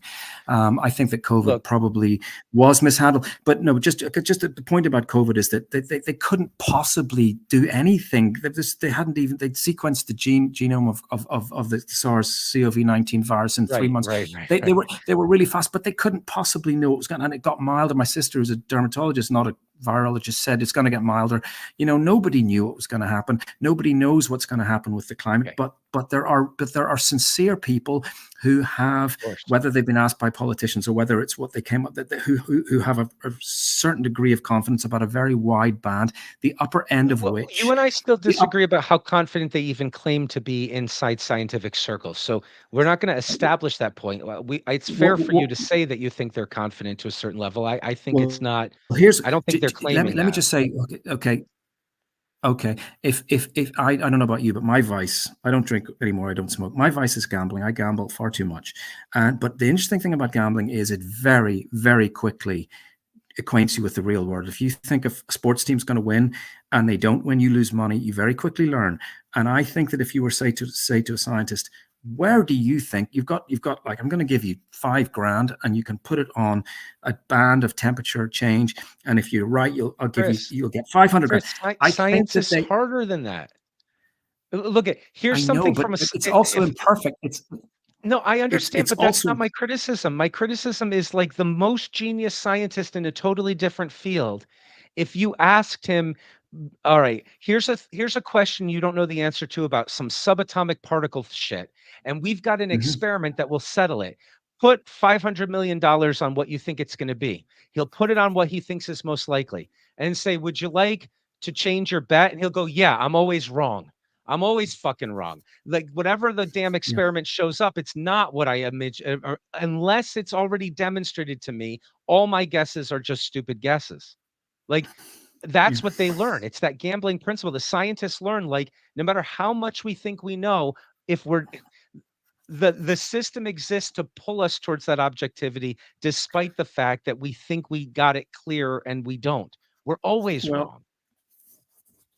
And that's science. I think that is exactly why I don't want to go around in circles too many more times, but I think that is exactly why they put such an incredibly wide band. I mean, you could say that it's precisely because they have anticipated the very criticism that you're making that they put what, to me, when I looked at it as a 20-year-old or whatever, an crazily wide band, an almost meaninglessly wide band, for precisely the reason that you're saying, is saying, look, we don't know, but we are pretty confident. Almost meaninglessly wide, and then look how accurate they've been. It's been within that. I mean, again, I'm not saying we're not trying to pick on anything. It's very close to the middle of that. Get clear on what they actually can claim with confidence and what we can know from the science. And we should talk about that next time. There's a point of agreement and an Orwellian point that we agree on that I think I'd like to wrap up on. So I'm going to let you make the last scientific point. Sorry, let me this will be I'll try to make this my last interruption for this entire conversation. No. You make the last point about the science that you're worried about, and then we'll discuss it next time. If let's just park for tonight the question of whether or not they think that it's going to be 1.5 to 6. In the paper, not in the journalist's words, but there is the figure 1.5 to 6. And let's just say if it is indeed 6 degrees, if indeed the planet, and it's not far off course for 6 degrees by the end of the century, if it's 6 degrees above pre-industrial levels, that is a terrifyingly large. You have no science for that's terrifying. Change. That's not terrifying. That's not only not terrifying. We haven't gone down that road yet. We haven't gone down that road. That's what I want to talk about. You're terrified of a 6-degree increase. The reason why I keep trying to show this chart, and we haven't gotten into the science here. Well, that's a 60 meter. That's a 60 meter rise. Here's what I want to point out: the flat red line up here that we keep finding an equilibrium at around 24 degrees centigrade. That flat red line had thousands of billions of biological material. There was much more life. We're dying in the cold temperature we're at right now. We're absolutely going extinct down here. And if we warm back up, that's not a threat to life. Now, we have a lot of questions to ask. Could human life survive up there? There weren't a lot of mammals that were seafaring and traveling the fucking planet when there Well, were there's six. giant dinosaurs. There's all sorts of great questions we can ask. But the idea that it's Yeah, but terrifying that we would get back to a healthy level where we have a ton of CO2 and a ton of warmth and huge rainforests and giant creatures that couldn't possibly exist in our freezing to death Earth right now does not come from science. It comes from an assumption in a narrative. It could be right, but it doesn't come from a lab. It's an eminently reasonable assumption because because the giant creatures that may exist in a million years due to global warming will not be human. And one of the reasons we should discuss it. I mean, humans okay, are very well, let me versatile. just the 60 meters of sea level rise means New York becomes uninhabitable. It means that London becomes uninhabitable. It means that, I don't know, 1/5 of all the population. If 1/5 of the 60 population. meters of sea level rise sounds like a lot. In 200 years, do you think scientists think it's going to rise that much? No, I don't. But Okay, if it's good. 6 So degrees, in if 200 it's years, it's going to rise not enough to wipe out New York, but for a few coastal regions, people will have to move inland or something like that. yeah, I don't see it as Okay, benign as so that. And it's a catastrophe if you jump 10,000 years and suddenly you're in a new Earth. It's not a okay, catastrophe for people's great-great-grandchildren to move 1 foot inland and have huge swaths of tundra to farm that they never had before. it's not just going to be 1 foot inland, but yes, that's another important point, and we're making For all every these important points. grandchild. I mean, we're talking about 10,000 years or I don't. 200 Yeah, but years. It's I would be depressed to think that humanity will be wiped out in 10,000 years. If that's the case, I would I like don't to think think. it's going to be, I but would. I we would like. haven't discussed it yet. I would We'll like to do that all think that next time.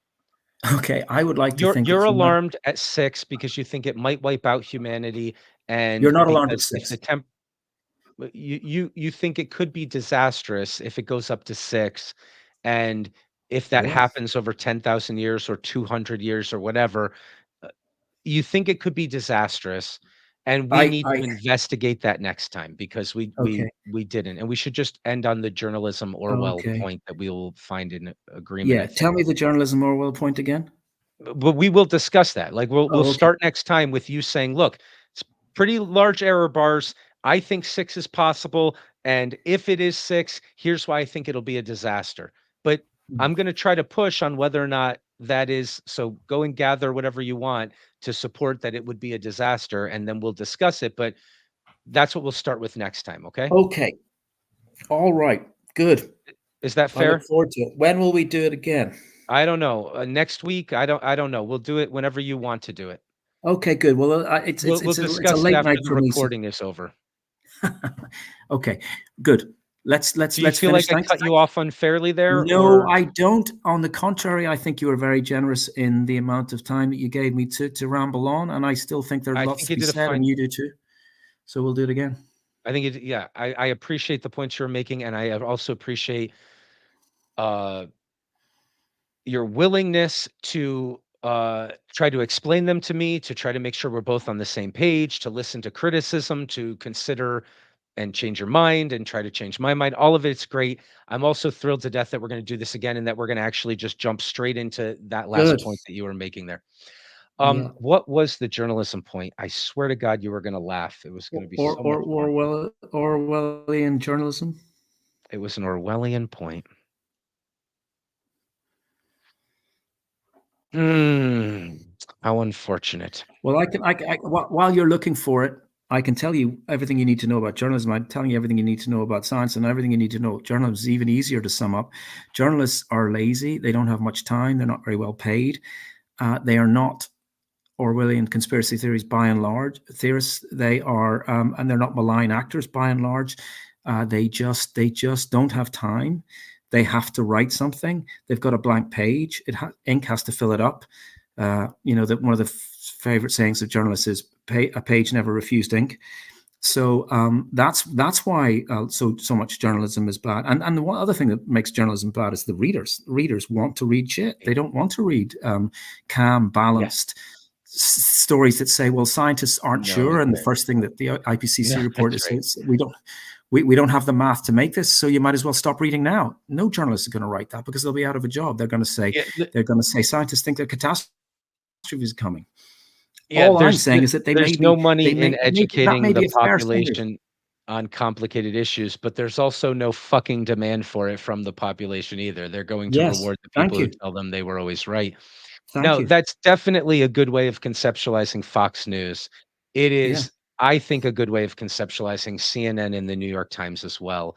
And on that one, Oh, I yeah, don't know if absolutely. you would agree. And I mean, just to make, I'm very much more inclined to watch CNN and read the New York Times than Fox News. However, I absolutely accept, and they would accept that they are constrained by exactly those issues. There's just no way to make a news program that's profitable, that's going to tell the truth, which is that we don't know. There's no demand for it. People wanna be lied to. That's the only thing that you can make a business off of, and, so to heck with people.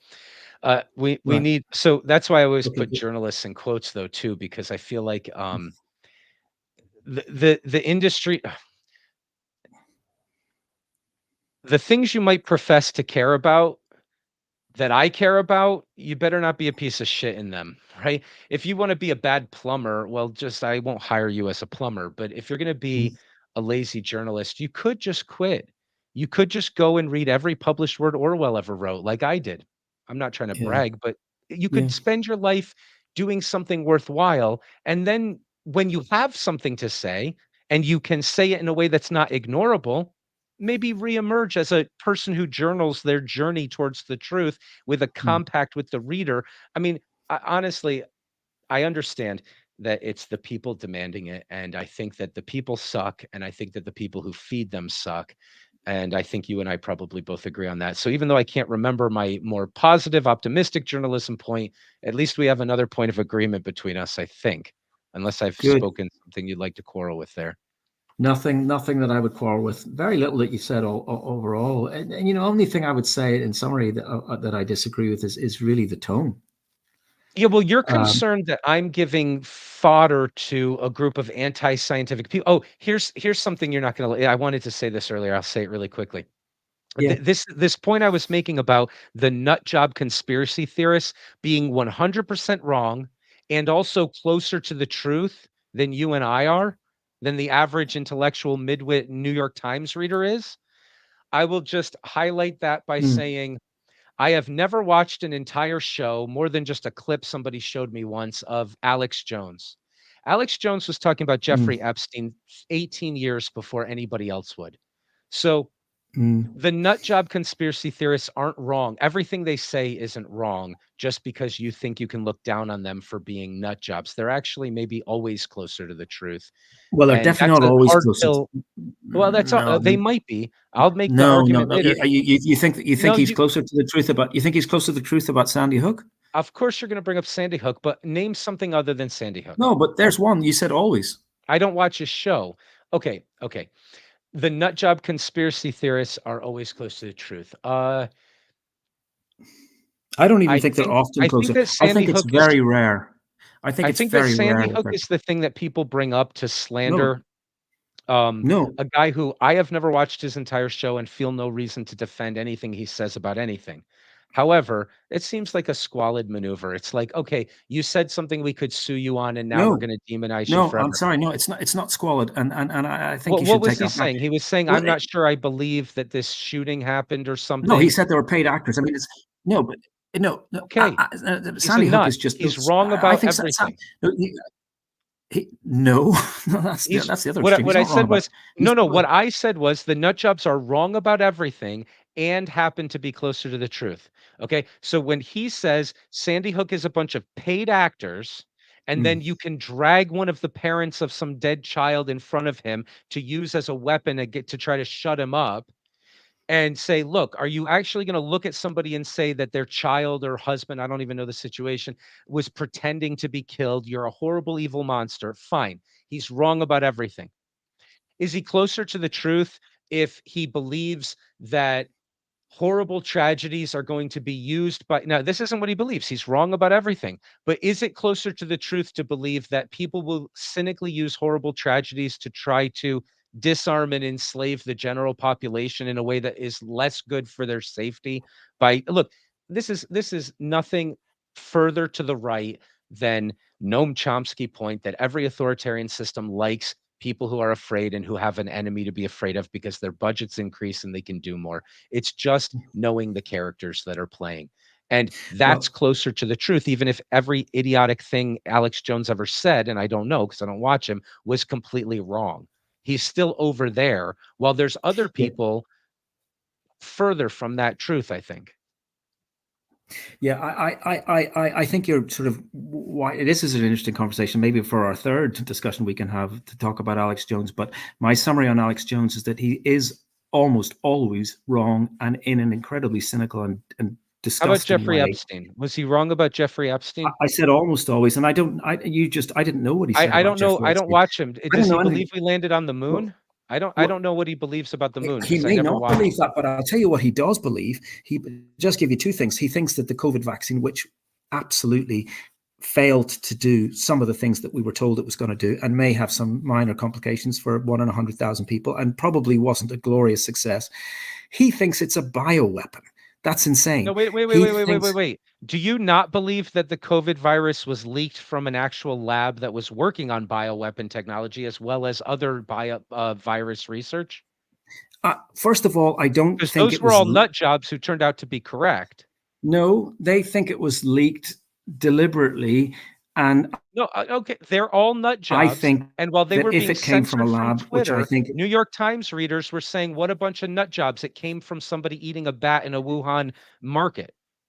Those people are nut jobs. They think it was designed on purpose to yeah, get rid of Donald Trump. That's ridiculous. But they were also saying it obviously came from a lab, and here's the lab. And they were all censored off of Twitter. I watched it happen. They weren't allowed to yeah, talk. They were yeah. closer to the You truth, slightly, and you people who slightly thought they were misunderstood. smarter than them silenced them for it.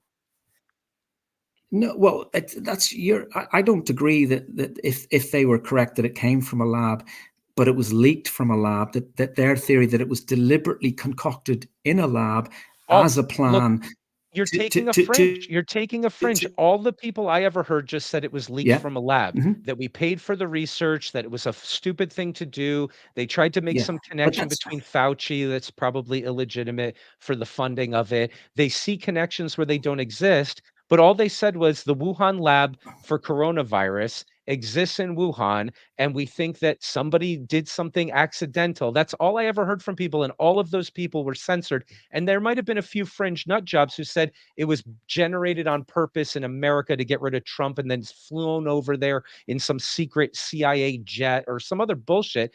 But everybody who said this is a thing that came from research that maybe we shouldn't be funding and shouldn't be doing because look how dangerous it is, or whatever point they wanted to make, were all silenced by a mainstream media that either was too stupid to know that that was obviously the case, and now they all admit it was the case, or were well, do they? lying to suppress it because they thought it would make people racist against Chinese people or some other fucking bullshit that they always use to justify not letting the dumb people see the obvious truth and also say it. I mean, Yeah. the Well, I mean, conspiracy theorists were closer to the truth. yeah, but the conspiracy, you're conflating two completely different theories. One, that it was accidentally leaked from a lab, which is something that I certainly thought was a possibility from the start, and a lot of people discussed seriously from the start, with the idea that it was deliberately concocted in a lab, or in between those two, that it was deliberately leaked from a lab. It may have, through incompetence of it, that's totally different from what the, but anyway, Alex Jones doesn't say any of those things. Alex Jones says that the vaccine, which is a totally different thing, was deliberately designed to be a bioweapon and kill people. Very ineffective bioweapon, because it hasn't killed very many people. It has killed a few, sadly. Ineffective because it also didn't make you immune to the virus. It's I ineffective said on that at both the, sides. I said that at the start, but that's a lot less. That's a lot less deadly than what Alex Jones was apparently thinking it was going to be. Which is, but I'm He's a just nut giving an job who's example wrong about of this. everything. He's a nut Let me job give you who's another. wrong about everything except Epstein. Let me give you another thing that he's totally wrong about. Right? I He's don't totally watch him. wrong I'm about. not here to defend him, though. You understand my point is a very Well, subtle one, right? yeah, I know, but you're sort of, yeah, but there's a, I'm saying he's okay, wrong but about everything And then But I'm he's trying right. to say something uncomfortable, which is people who read the New York Times and then quote it at cocktail parties are more wrong than he is. Then He's Alex Jones. Well, accidentally closer to the truth. okay. I've given you two things he said, both of which are in my mind not just wrong but insane, or else he's either insane or he's deliberately lying, Wait a which minute. is He's a guy the who third thing. talks The for third thing. hours every single day on recording, and people picked out two things he said that they can really attack. I mean, that Hang should be on a a part of second. every career, shouldn't it? I, Shouldn't I've only had a couple of minutes to talk about it, and if I had a bit more time, I'd talk more about it. But the third thing that he says, which is clearly insane, is that the fires in Hawaii were started by a direct I energy heard that. laser fired That's from space. nuts. That's That's insane. completely That's insane. insane. I said Yes. he's So wrong about everything except Epstein. That's completely insane. I think it's probably closer to the truth than what the average New York Times reader thinks. I don't think what? it was deliberately started at all. I don't think it was deliberately started by laser beams. And I think that if you understood the characters that benefit from disaster, you can understand what advantage they're likely to grab from it, which would play itself out even if nobody was twisting a mustache and saying, "Ooh, let's come up with a laser weapon to start a fire." And like all of that's insane and stupid, but it's closer to this is the part that no one wants to swallow. It is closer to the truth than the retarded perspective of the mainstream view that you would get from the New York Times. It's Yeah, all but wrong. It's all well, wrong, and it's closer to the truth. no, because what you're saying, I think, and you correct me if I'm wrong in the whatever time we have left. I know we've gone on, but I'm still interested. I don't know if you are. I think what you're saying is the Alex Jones space laser thing is insane, but it's not as wrong as the New York Times view, which is that to ignore the fact that the malign actors are going to use fires in Hawaii to pursue some sort of malign agenda, which we could and should have predicted because of the characters involved.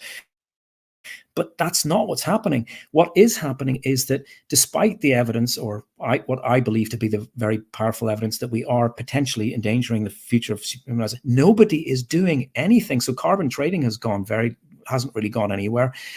The new conspiracy theory that people have been talking about is net zero. Net zero is a big conspiracy to I don't know to Wait, what about the benefit. fires?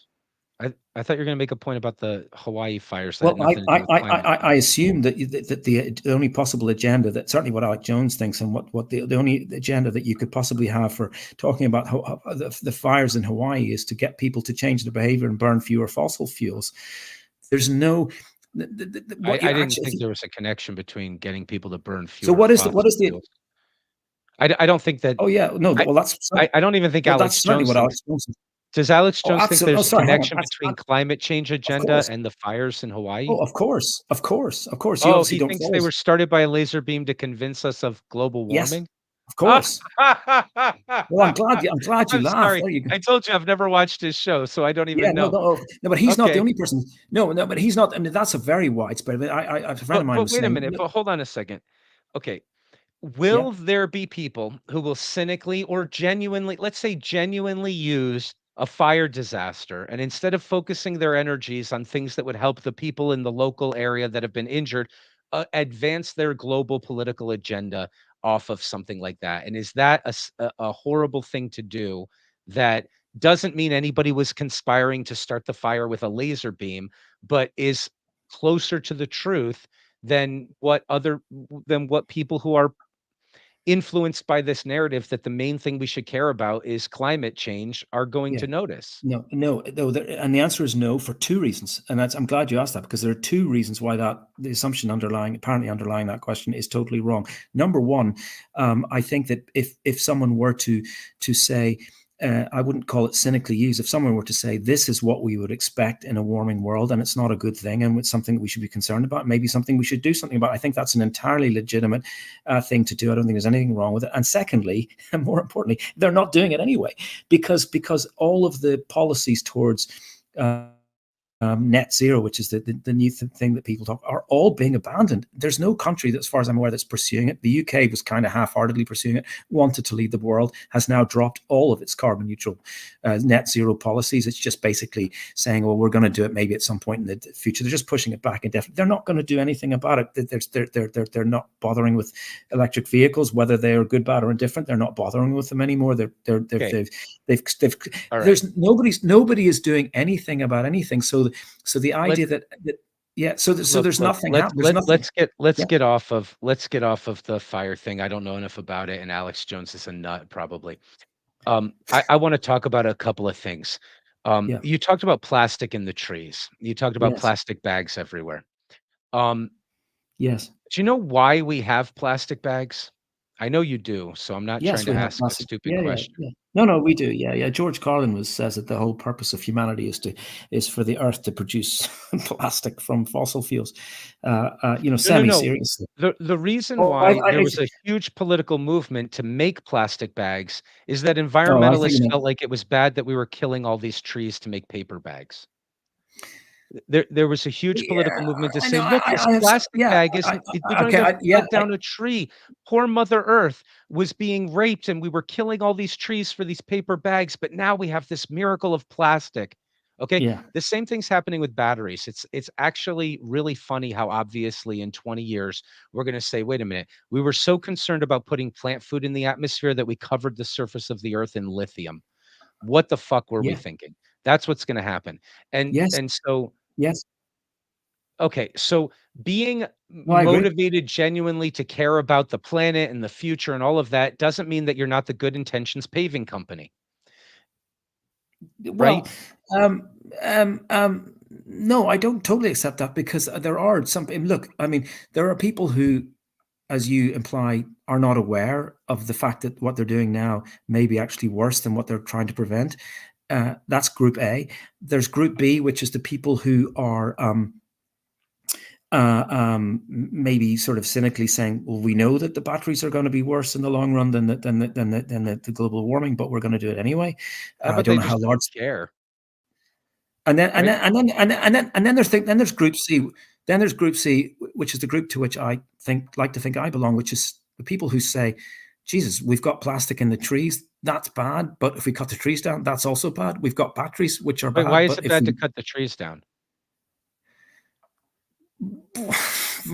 Well, I think someone said to me recently, I thought it was you, but someone who said, don't you realize that climate, the warming, to the extent that humans are responsible for global warming, it's because they're cutting trees down. It's not because, obviously it wasn't you, but somebody on Twitter said to me in the last few days.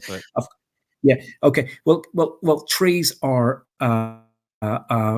something that regulate the level of carbon dioxide. Assuming you think carbon dioxide should be regulated and should be kept. I'm sorry, but if the industry has a demand, trees are a good way of doing that. Demand for milled and processed trees, that's the best guarantee that you're going to have more trees in the future. Nobody sits around and says, if McDonald's keeps making fries, we're going to run out of potatoes. Nobody is worried about running out of potatoes because McDonald's makes billions of fries. If we make shit out of wood, you can bloody well fucking guarantee that there's going to be evil globalist capitalists out there who are like, let me go plant a huge forest so I can cut it down and plant another one behind it and keep cycling through. And what's the best way to keep the trees healthy and to keep the forest healthy so that I can get the best trees possible? What's stupid is saying, I care so much about the trees, I'm going to invent plastic and demand that everybody start using it because I'm so afraid of cutting down the poor, beautiful trees. Yeah. It's stupid. That's a stupidity from 30 years ago. I don't think anybody is saying that now. And yes, we could learn a lesson though. We could learn a lesson from our stupidity 30 years ago and say, we passionately cared about the environment. We were crying about the poor trees we were killing. We thought only a heartless capitalist monster would keep doing something like this. Let's do anything we can to stop it. What are we doing now? We're covering the earth in lithium because we're afraid of putting plant food, tree food back into the atmosphere. which, Yeah. by the way, we're just digging it up because Mother Earth buried a bunch of rainforests of life that used to exist. It used to be here. There used to be more carbon, there used to be more life, and there used to be a warmer temperature, and they all went together. And then we lost a lot of it, and it got buried, and we're drilling it out and burning it back into the atmosphere, which is feeding all the trees and allowing us to have a lot more life. That look, I'm not look. If somebody came to me and said, "Wow, Yeah. that's so Well, convincing," what, what, what, what, I think the what, best way for the future is for us to just burn fossil fuels all the time for no reason. I would say you sound like a nut job because you don't know how complicated things are and you don't know what complicated feedback loops there are. But I'm also hearing every day people say the exact opposite, which is also based in not understanding how complicated things are and how complicated the feedback loops are, saying, hey, we have to stop doing what we're doing. The first group, as crazy as it sounds, at least it's closer connected to the reality of what we know carbon is and where it went and where it came from. Yeah. I think that it's not quite true to say that the second or the first group, whichever the two groups, I can't remember, the group to say we should stop burning fossil fuels are saying anything inherently crazy. They're just saying let's use the precautionary principle that burning at an unprecedented rate is not a great idea. Let's go back to Why? being, Why?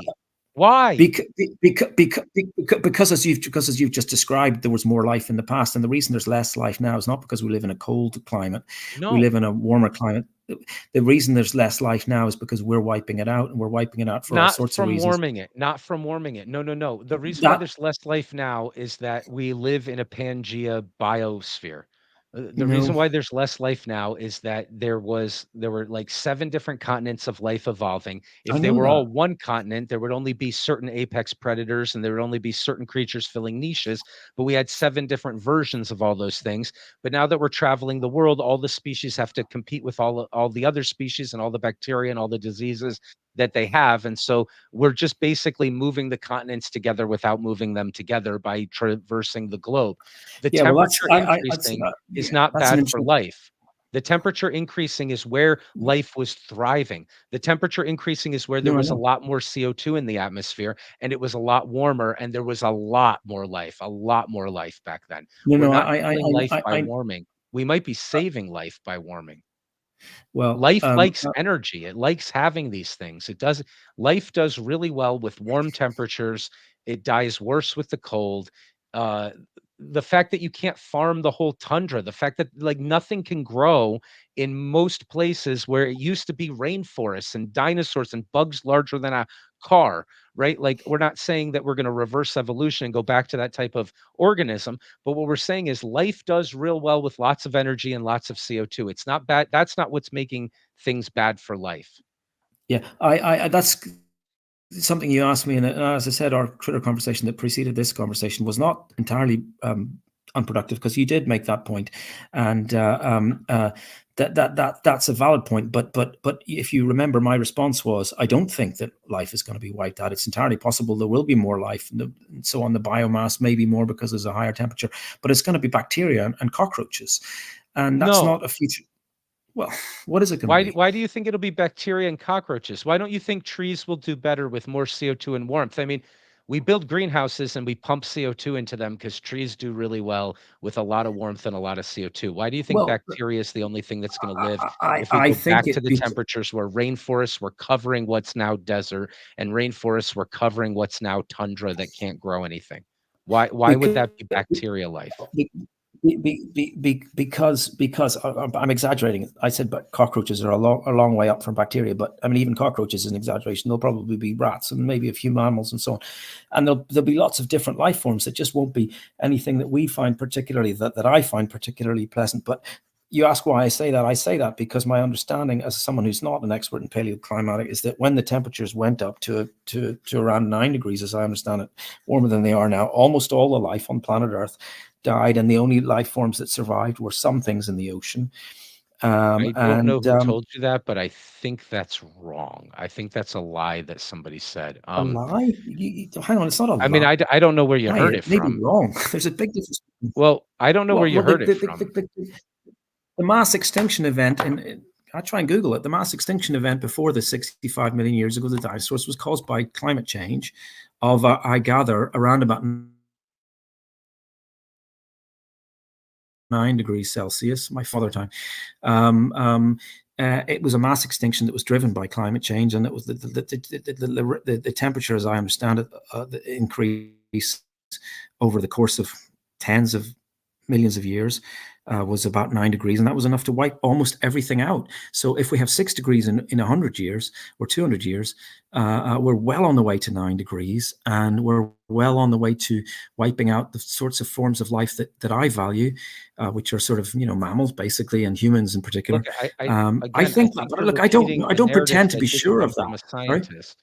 No, okay, I know you're not It's sure not. of it, but what I'm saying is in all of the public conversation where some small amount of it is coming from scientists and a lot of it is coming from hysterical activists and journalists, the story you're telling me doesn't sound too familiar with my understanding of the science of Earth's history. So I'm looking up the mass extinction events Yeah, well, here, just and if you look at this chart, I've got as far as I've got as far as extinction events on Wikipedia. Give me a second. I'll be able to so tell you what I'm talking the about. It was first the one's the extinction event around Ordovician about three. Silurian. So you notice the ice house Yeah, Earth here on the not that one. chart, and suddenly the temperature plunges No. and we get cold like we are today. That's the first extinction event. Okay. So it wasn't in the warm Here it is. period.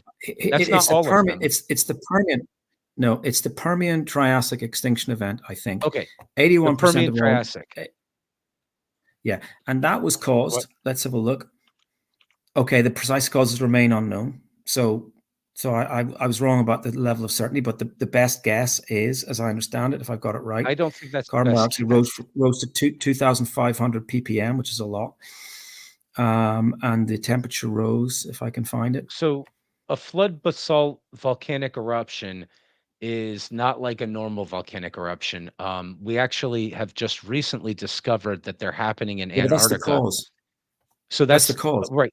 I'm talking about The that cause. because it's the best guess cause. The best guess cause No, no, of I know. I'm not. No, I'm sure that was the cause. The question is, I what did don't it know if it was the cause. I don't think scientists know. I don't think they're sure. But one of the suggestions that has a lot of interest in it right now is a basaltic lava flow.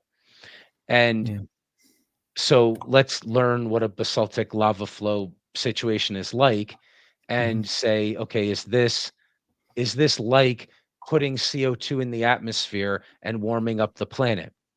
Mm. Well, it's more like putting sulfur dioxide in the atmosphere and warming up the planet Mhm.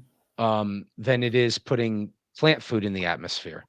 So for all of the time periods where life had huge rainforests and giant creatures and a lot of heat up to like 25 degrees, it wasn't the fact that we went up 9 degrees, right? If you go up 9 degrees on this chart, where are you?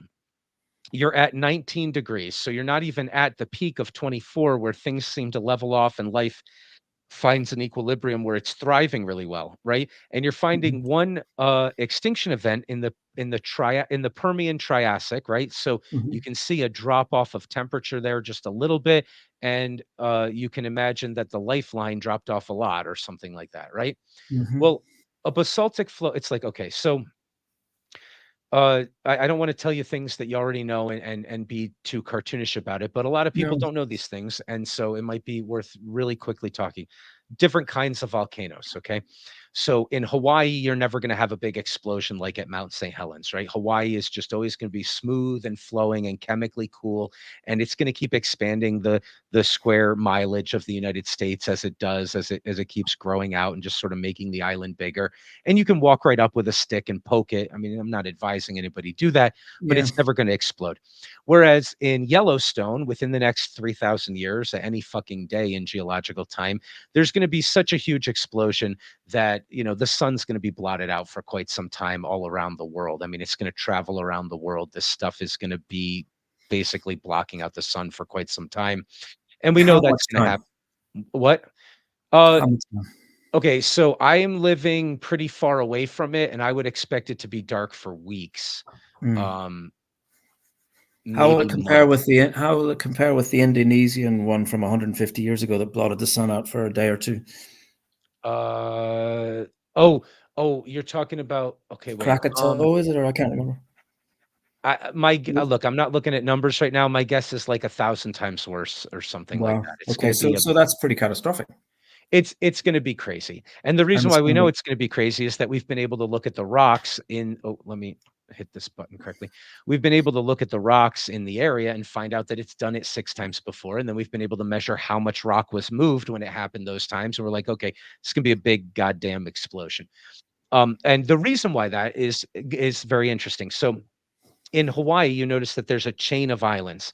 And the mm, reason why there's a chain of islands is that there's this thing called a hot spot. It's a bit of very, very deep basaltic magma that is mm, just happens to be popping up and building a little island, a building. And then what happens is the plate flows over it, but the hot spot stays in the place.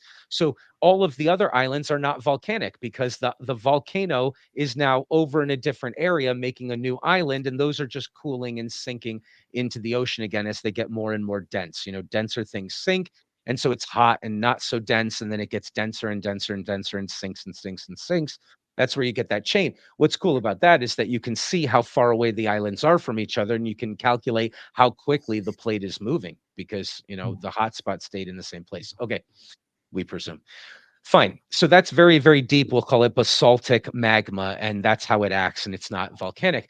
But continental crust is less dense and it has a different chemistry. We call it felsic. And basically, it just boils down to having more silicon in it by percentage. All of the other all of the other elements came out in the minerals that get formed in that basaltic ocean floor type stuff. And that stuff's more dense, which is why the continents float over it. But the continents are way less dense, which is why they're up on top. And of course, they don't float because if they're less dense and they're moving, they're just going to get ground into nothing. We understand that they don't float. We understand that there's a subduction zone, right? So there's the ocean crust will go underneath and this will stay above. But what happens is when it does that, it drags water with it and it makes pressure and it makes heat and it allows a remelting of that continental crust. And that continental crust has fewer of those other elements in it. In other words, it has a much higher silicon content. And what happens with that is that it's like carbon. It's one down on the periodic scale. And so it's able to make all sorts of backbones for complicated minerals, but it's also able to have a shape in high pressure and then quickly expand once that pressure's gone. So if that magma comes up, it's a huge giant mother frickin' explosion. That's essentially the two major types of volcanoes. Okay. Okay. A basaltic flow is like the Hawaiian one, Mm, except it's on a continental scale. Okay. mm, So imagine like all of North America is huge amounts of deep, not explosive magma just flowing out.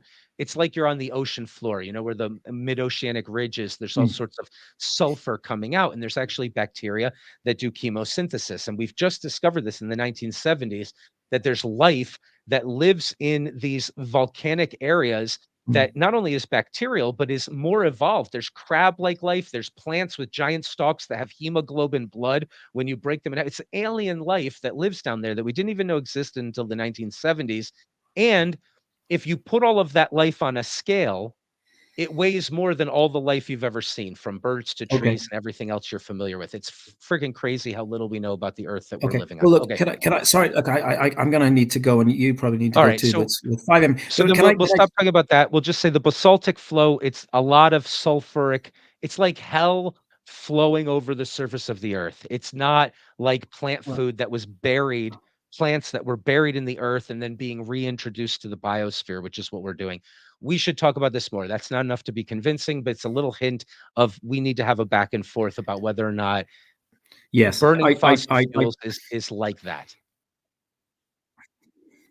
it's not the burning fossil fuels. Maybe this is one thing that is useful that we've managed to clear up in the last few minutes, is that it's not the burning of the fossil fuels that is. I've no innate objection to burning, fossil fuels that are deep in the Earth's crust. I mean, they're not doing any good there. I've no problem with that. I don't think anybody has. Again, you'd have to talk to people you regard as climate alarmists and see if they think that there's some reason why we shouldn't burn. I know you say that they say mother's breast milk should not be burnt, but I don't think No, but you think it's the I've never temperature met anybody or increase. even heard of anybody who has a problem with that. It's the effect of that, which is almost certainly going to be, I think we all agree, there's going to be some A increase. temperature It could be a increase. lot of increase, but it's definitely Okay, going to but be, all there will right, certainly be my love, some temperature increase. absolutely. The And, basaltic flows and, and, increase the and, and the, temperature. and the, The yeah. basaltic flows And the increase the theory, temperature. and it's, The basaltic flows increased the Yeah. temperature, and they covered continents in sulfur and killed a lot of animals. It wasn't the temperature increase that Yeah. did it. All the rest of the time in the Well, history of the Earth, it was also that warm and much warmer, and life was doing really well. It's not the temperature increase that caused that extinction. It's huge sulfuric with pulsa with with with pulse. with with with respect, there are seem to be very many well-founded, or there's certainly, whether you regard them as well-founded or not, there are many people who believe that it was the temperature increase and it wasn't the basaltic flows, that and It it was the wasn't on basaltic land. flows. It was primarily. Look, I mean, I'm talking about stuff that I don't know a huge amount about, but I have No, heard me people neither. who know a lot more about it than I do, who postulate that it was the temperature increase, and in particular, it wasn't the life on land that was predominantly affected. Marine life was more badly affected than life on land, as I understand it. But even if it's not the case, even if a 9 degree Celsius rise is perfectly compatible with life, and even if there's more life at 9 degrees Celsius, and even if there's a 20 degree Celsius life rise, and that is also supports lots 20 Celsius rise in temperatures, and that rise in temperatures is compatible with as much life or more life than we have now. The life that I suspect that will thrive in 2010 or 20 degrees warmer than it is now will not be life that's anything like the life that I know and love, which is mammalian life and human life in Yeah, but that's particular. not all right. And So we need to talk about evolutionary timescales and all of that. Look, look, your story makes sense, and it's certainly not stupid. But we need to talk about all of these points because I don't think okay, I don't think I think you'll be happy to learn that potentially the story isn't so horrific as you think, in the sense that, look, nobody thinks it's going to go up 20 degrees because it's never gone up over 20 degrees from where we are right now. If you look at this, it levels off at yeah, 25. no, I know It's that. almost like the surface area of the earth can support a certain amount of life and heat, and then it sort of reaches its ideal point up there and doesn't go any higher. Um, if right, so there's a lot we need to talk about because I think there's a lot of Yeah. stuff that you're saying. I None of only, what you're I saying yeah, sounds I only stupid. said, just to be clear, I only said 20 degrees. I know it's not going to be 20 degrees. I only said 20 degrees as a way of saying that it could go up a heck of a lot, could become like Venus. And I'm sure if we took biological bacteria to Venus, they'd If probably colonize Venus no, wait, eventually, wait. because Okay, look, because bacteria I can I'm survive not being anywhere. very clear. I'm Hmm. really not being very clear because Yeah. I haven't said this, and so that's me not being clear. Okay, let me say it now. The hydrocarbons that we're burning, I don't believe they come from lithographic lithology. There's a new conspiracy theory Yeah. fringe Yeah. group No, I heard you. I doing heard you this. debunk that, and it was Right. good. I thought that was good. Yeah, I heard that. Yeah, It's I good. don't think I think where it comes is if you look back at this chart in the Cretaceous, the Jurassic, the Triassic, the Devonian, which is like a really awesome time period. If you look at these times where the temperature is not being artificially plunged into a cold and dead place, you have tons of great life, and that life is carbon based. That carbon based life was buried in an anaerobic environment deep in the earth, and we lost it, and we're burning it and setting it free again and getting back to the same temperatures where life is thriving. The idea that we're going to have dinosaurs and insects larger than cars doesn't make sense because that's not how evolution works. So just because we'll be back to those temperatures doesn't mean we'll have those life forms.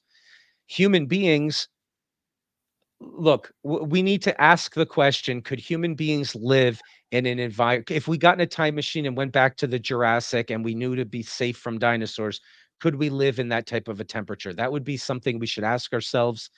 I don't know that the answer is obviously no, and I don't know that we're going to rapidly evolve What into do you think? very different types of life if we go back to that temperature, because that temperature had huge biodiversity and huge biomass, and it's been buried and we're setting it free.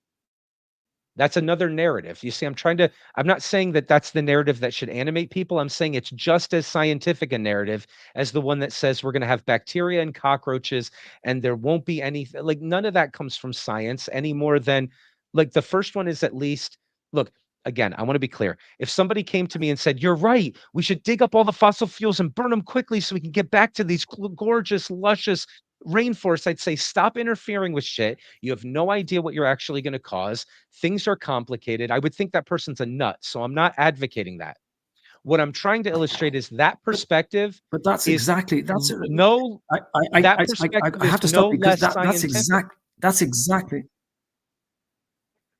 no, but that's I'm saying exactly what you've just said is exactly what environmentalists are saying. Any reasonable environmentalist that I've ever heard will no, always say exactly what you've said, which is environmentalists that are we saying don't know let's for sure, but let's not. Sorry, what are they so saying? if okay, uh we keep saying we're going to talk about this next time. I have a lot of things to say, and you have a Yeah. lot of things to say, and I just don't think we're going to get through them in the next 2 hours.